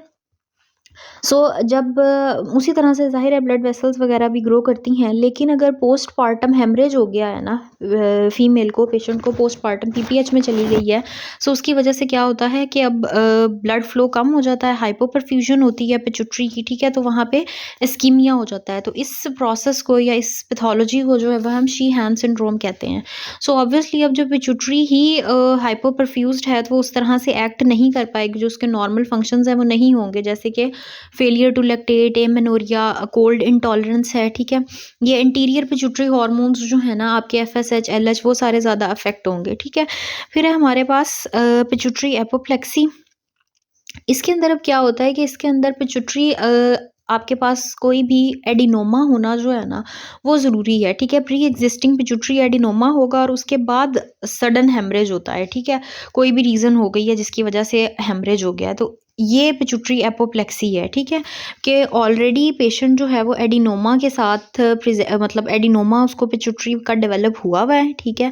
अब वो ब्लीडिंग जो है वो किसी भी वजह से हो सकती है, फॉर एग्जांपल वो कोई एंटीकोगुलेंट्स ले रहा था, ठीक है, वारफरिन वगैरह, तो उसकी वजह से ब्लीडिंग हो सकती है, तो वो जब पिट्यूटरी ग्लैंड में सडन हेमरेज होता है तो इस प्रोसेस को हम पिट्यूटरी एपोप्लेक्सी कहते हैं। अब वो हेमरेज जो है या जो ब्लड क्लॉटिंग है वो जिस जिस स्ट्रक्चर को कंप्रेस करेगी ना, फॉर एग्जांपल क्रेनियल नर्व 3 को कंप्रेस करेगी तो वो वाले फीचर्स आएंगे, ऑप्टिक कियाज्म को करेंगी तो बायोटेम्पोरल हेमिएनोपिया होगा, ठीक है। ये सारी हमारे पास सिम्टम्स आएंगी, और ट्रीटमेंट इसका है और हमारे पास हार्मोन रिप्लेसमेंट थेरेपी, ठीक है। तो जो हार्मोन्स डेफिशिएंट हैं वो इस HRT में हम देते हैं। नेक्स्ट है एक्रोमेगैली है, यानी कि ग्रोथ हार्मोन एक्सेस की अब यहाँ पे बात हो रही है, ठीक है। अब ग्रोथ हार्मोन एक्सेस में अगर तो आपके पास ये एडल्टहुड में ग्रोथ हार्मोन ज़्यादा हुआ है ना तो एक्रोमेगैली, एडल्ट्स में एक्रोमेगैली होती है, और बच्चों के अंदर, चिल्ड्रन के अंदर जाइगेंटिज्म होता है, ठीक है। जाइगेंटिज्म है कि ओवरऑल ही उनका ट्रंक भी और उनकी पेरिफ्रीज भी सब कुछ बड़ा हो रहा है, ठीक है। और एक्रोमेगैली के अंदर सिर्फ और सिर्फ क्या होता है कि उसके हैंड्स और फीट जो हैं वो बड़े हो रहे होते हैं, ठीक है। सो मेन फीचर्स जो हैं वो हमारे पास जो हार्मोन्स हैं, जैसे कि एक ग्रोथ हार्मोन के जो फंक्शंस होंगे ना वो एग्जैजरेट हो जाएंगे, ठीक है। सो लार्ज टंग होगी, वॉइस डीप हो जाएगी, hypertrophic arthropathy, impaired glucose tolerance, ये सब चीज़ें, ठीक है। और most common cause of death अगर पूछेगा ना, जाहिर सी बात है कि जब हाइपरट्रॉफी हो रही है तो सब ही ऑर्गन्स की हो रही है, ठीक है। तो हार्ट मसल्स भी इस तरह से हाइपरट्रॉफीड हो जाएंगे और अल्टीमेटली पेशेंट जो है वो हार्ट फेलियर में चला जाएगा। HFpEF का क्या मतलब है, heart failure preserved ejection fraction के साथ जो है, ठीक है। इजेक्शन फ्रैक्शन अफेक्ट नहीं हो रही है, बट उसके साथ ही कुछ होते हैं ना जो रिड्यूस्ड इजेक्शन फ्रैक्शन के साथ हार्ट फेलियर होता है और कुछ प्रिजर्व्ड के साथ। तो यहाँ पे जो बात हो रही है वो प्रिजर्व्ड वाले की हो रही है, ठीक है। और इसका जो है सिंपल सा है कि आपने सीरम IGF-1 जो है ना, इंसुलिन ग्रोथ फैक्टर 1, उसको आपने डिटेक्ट करना है। ये मैंने ग्रोथ हार्मोन वाले यूनिट जब टॉपिक पढ़ा रही थी उसमें भी बताया था कि ग्रोथ हार्मोन्स के लेवल्स जो है ना वो फ्लक्चुएट करते रहते हैं, ठीक है। सो बेटर आपके पास क्या है कि आप सीरम IGF जो है इसको मैयर करें। ट्रीटमेंट है, हमने सोमेटोस्टैटिन एनालॉग्स देने हैं जो ग्रोथ हार्मोन की प्रोडक्शन को इनहिबिट करें, जैसे कि ऑक्ट्रियोटाइड है, पेग्विसुमेंट है और डोपामीन एगोनिस्ट है हमारे पास, ठीक है। इन सब ऑक्ट्रियोटाइड, पेग्विसुमेंट और डोपामीन एगोनिस्ट का क्या फंक्शन है कि इन्होंने ग्रोथ हार्मोन को ही कम करना है टू वन मैकेनिज्म और दी अदर। और अल्टीमेटली अगर इससे भी फ़र्क नहीं पड़ता तो सर्जरी या रेडिएशंस जो हैं वो अल्टीमेट ऑप्शन है हमारे पास। लेकिन एक बात इसके अंदर आप याद रखें कि जो बोन एबनॉर्मेलिटीज़ हो चुकी हैं that will not be corrected. जो जॉइंट के सिम्टम्स, जो आर्थ्रोपैथी, हाइपरट्रॉफिक आर्थ्रोपैथी हो चुकी है वो कंटिन्यू रहेगी, ठीक है। इससे हम मज़ीद जो आगे जाइगेंटिज़म या फिर जो एक्रोमेगैली वाले सिम्टम्स हैं उनको हम कंट्रोल कर सकते हैं, बट ये जो चीज़ें कुछ हो चुकी हैं उनको हम करेक्ट नहीं कर सकते। या वॉइस है या फीचर्स हैं, फेशियल फीचर्स, उनकी थोड़ी बेहतरी हो सकती है, ठीक है। ये वाली चीज़ें बेहतर हो सकती हैं। So that's all about it.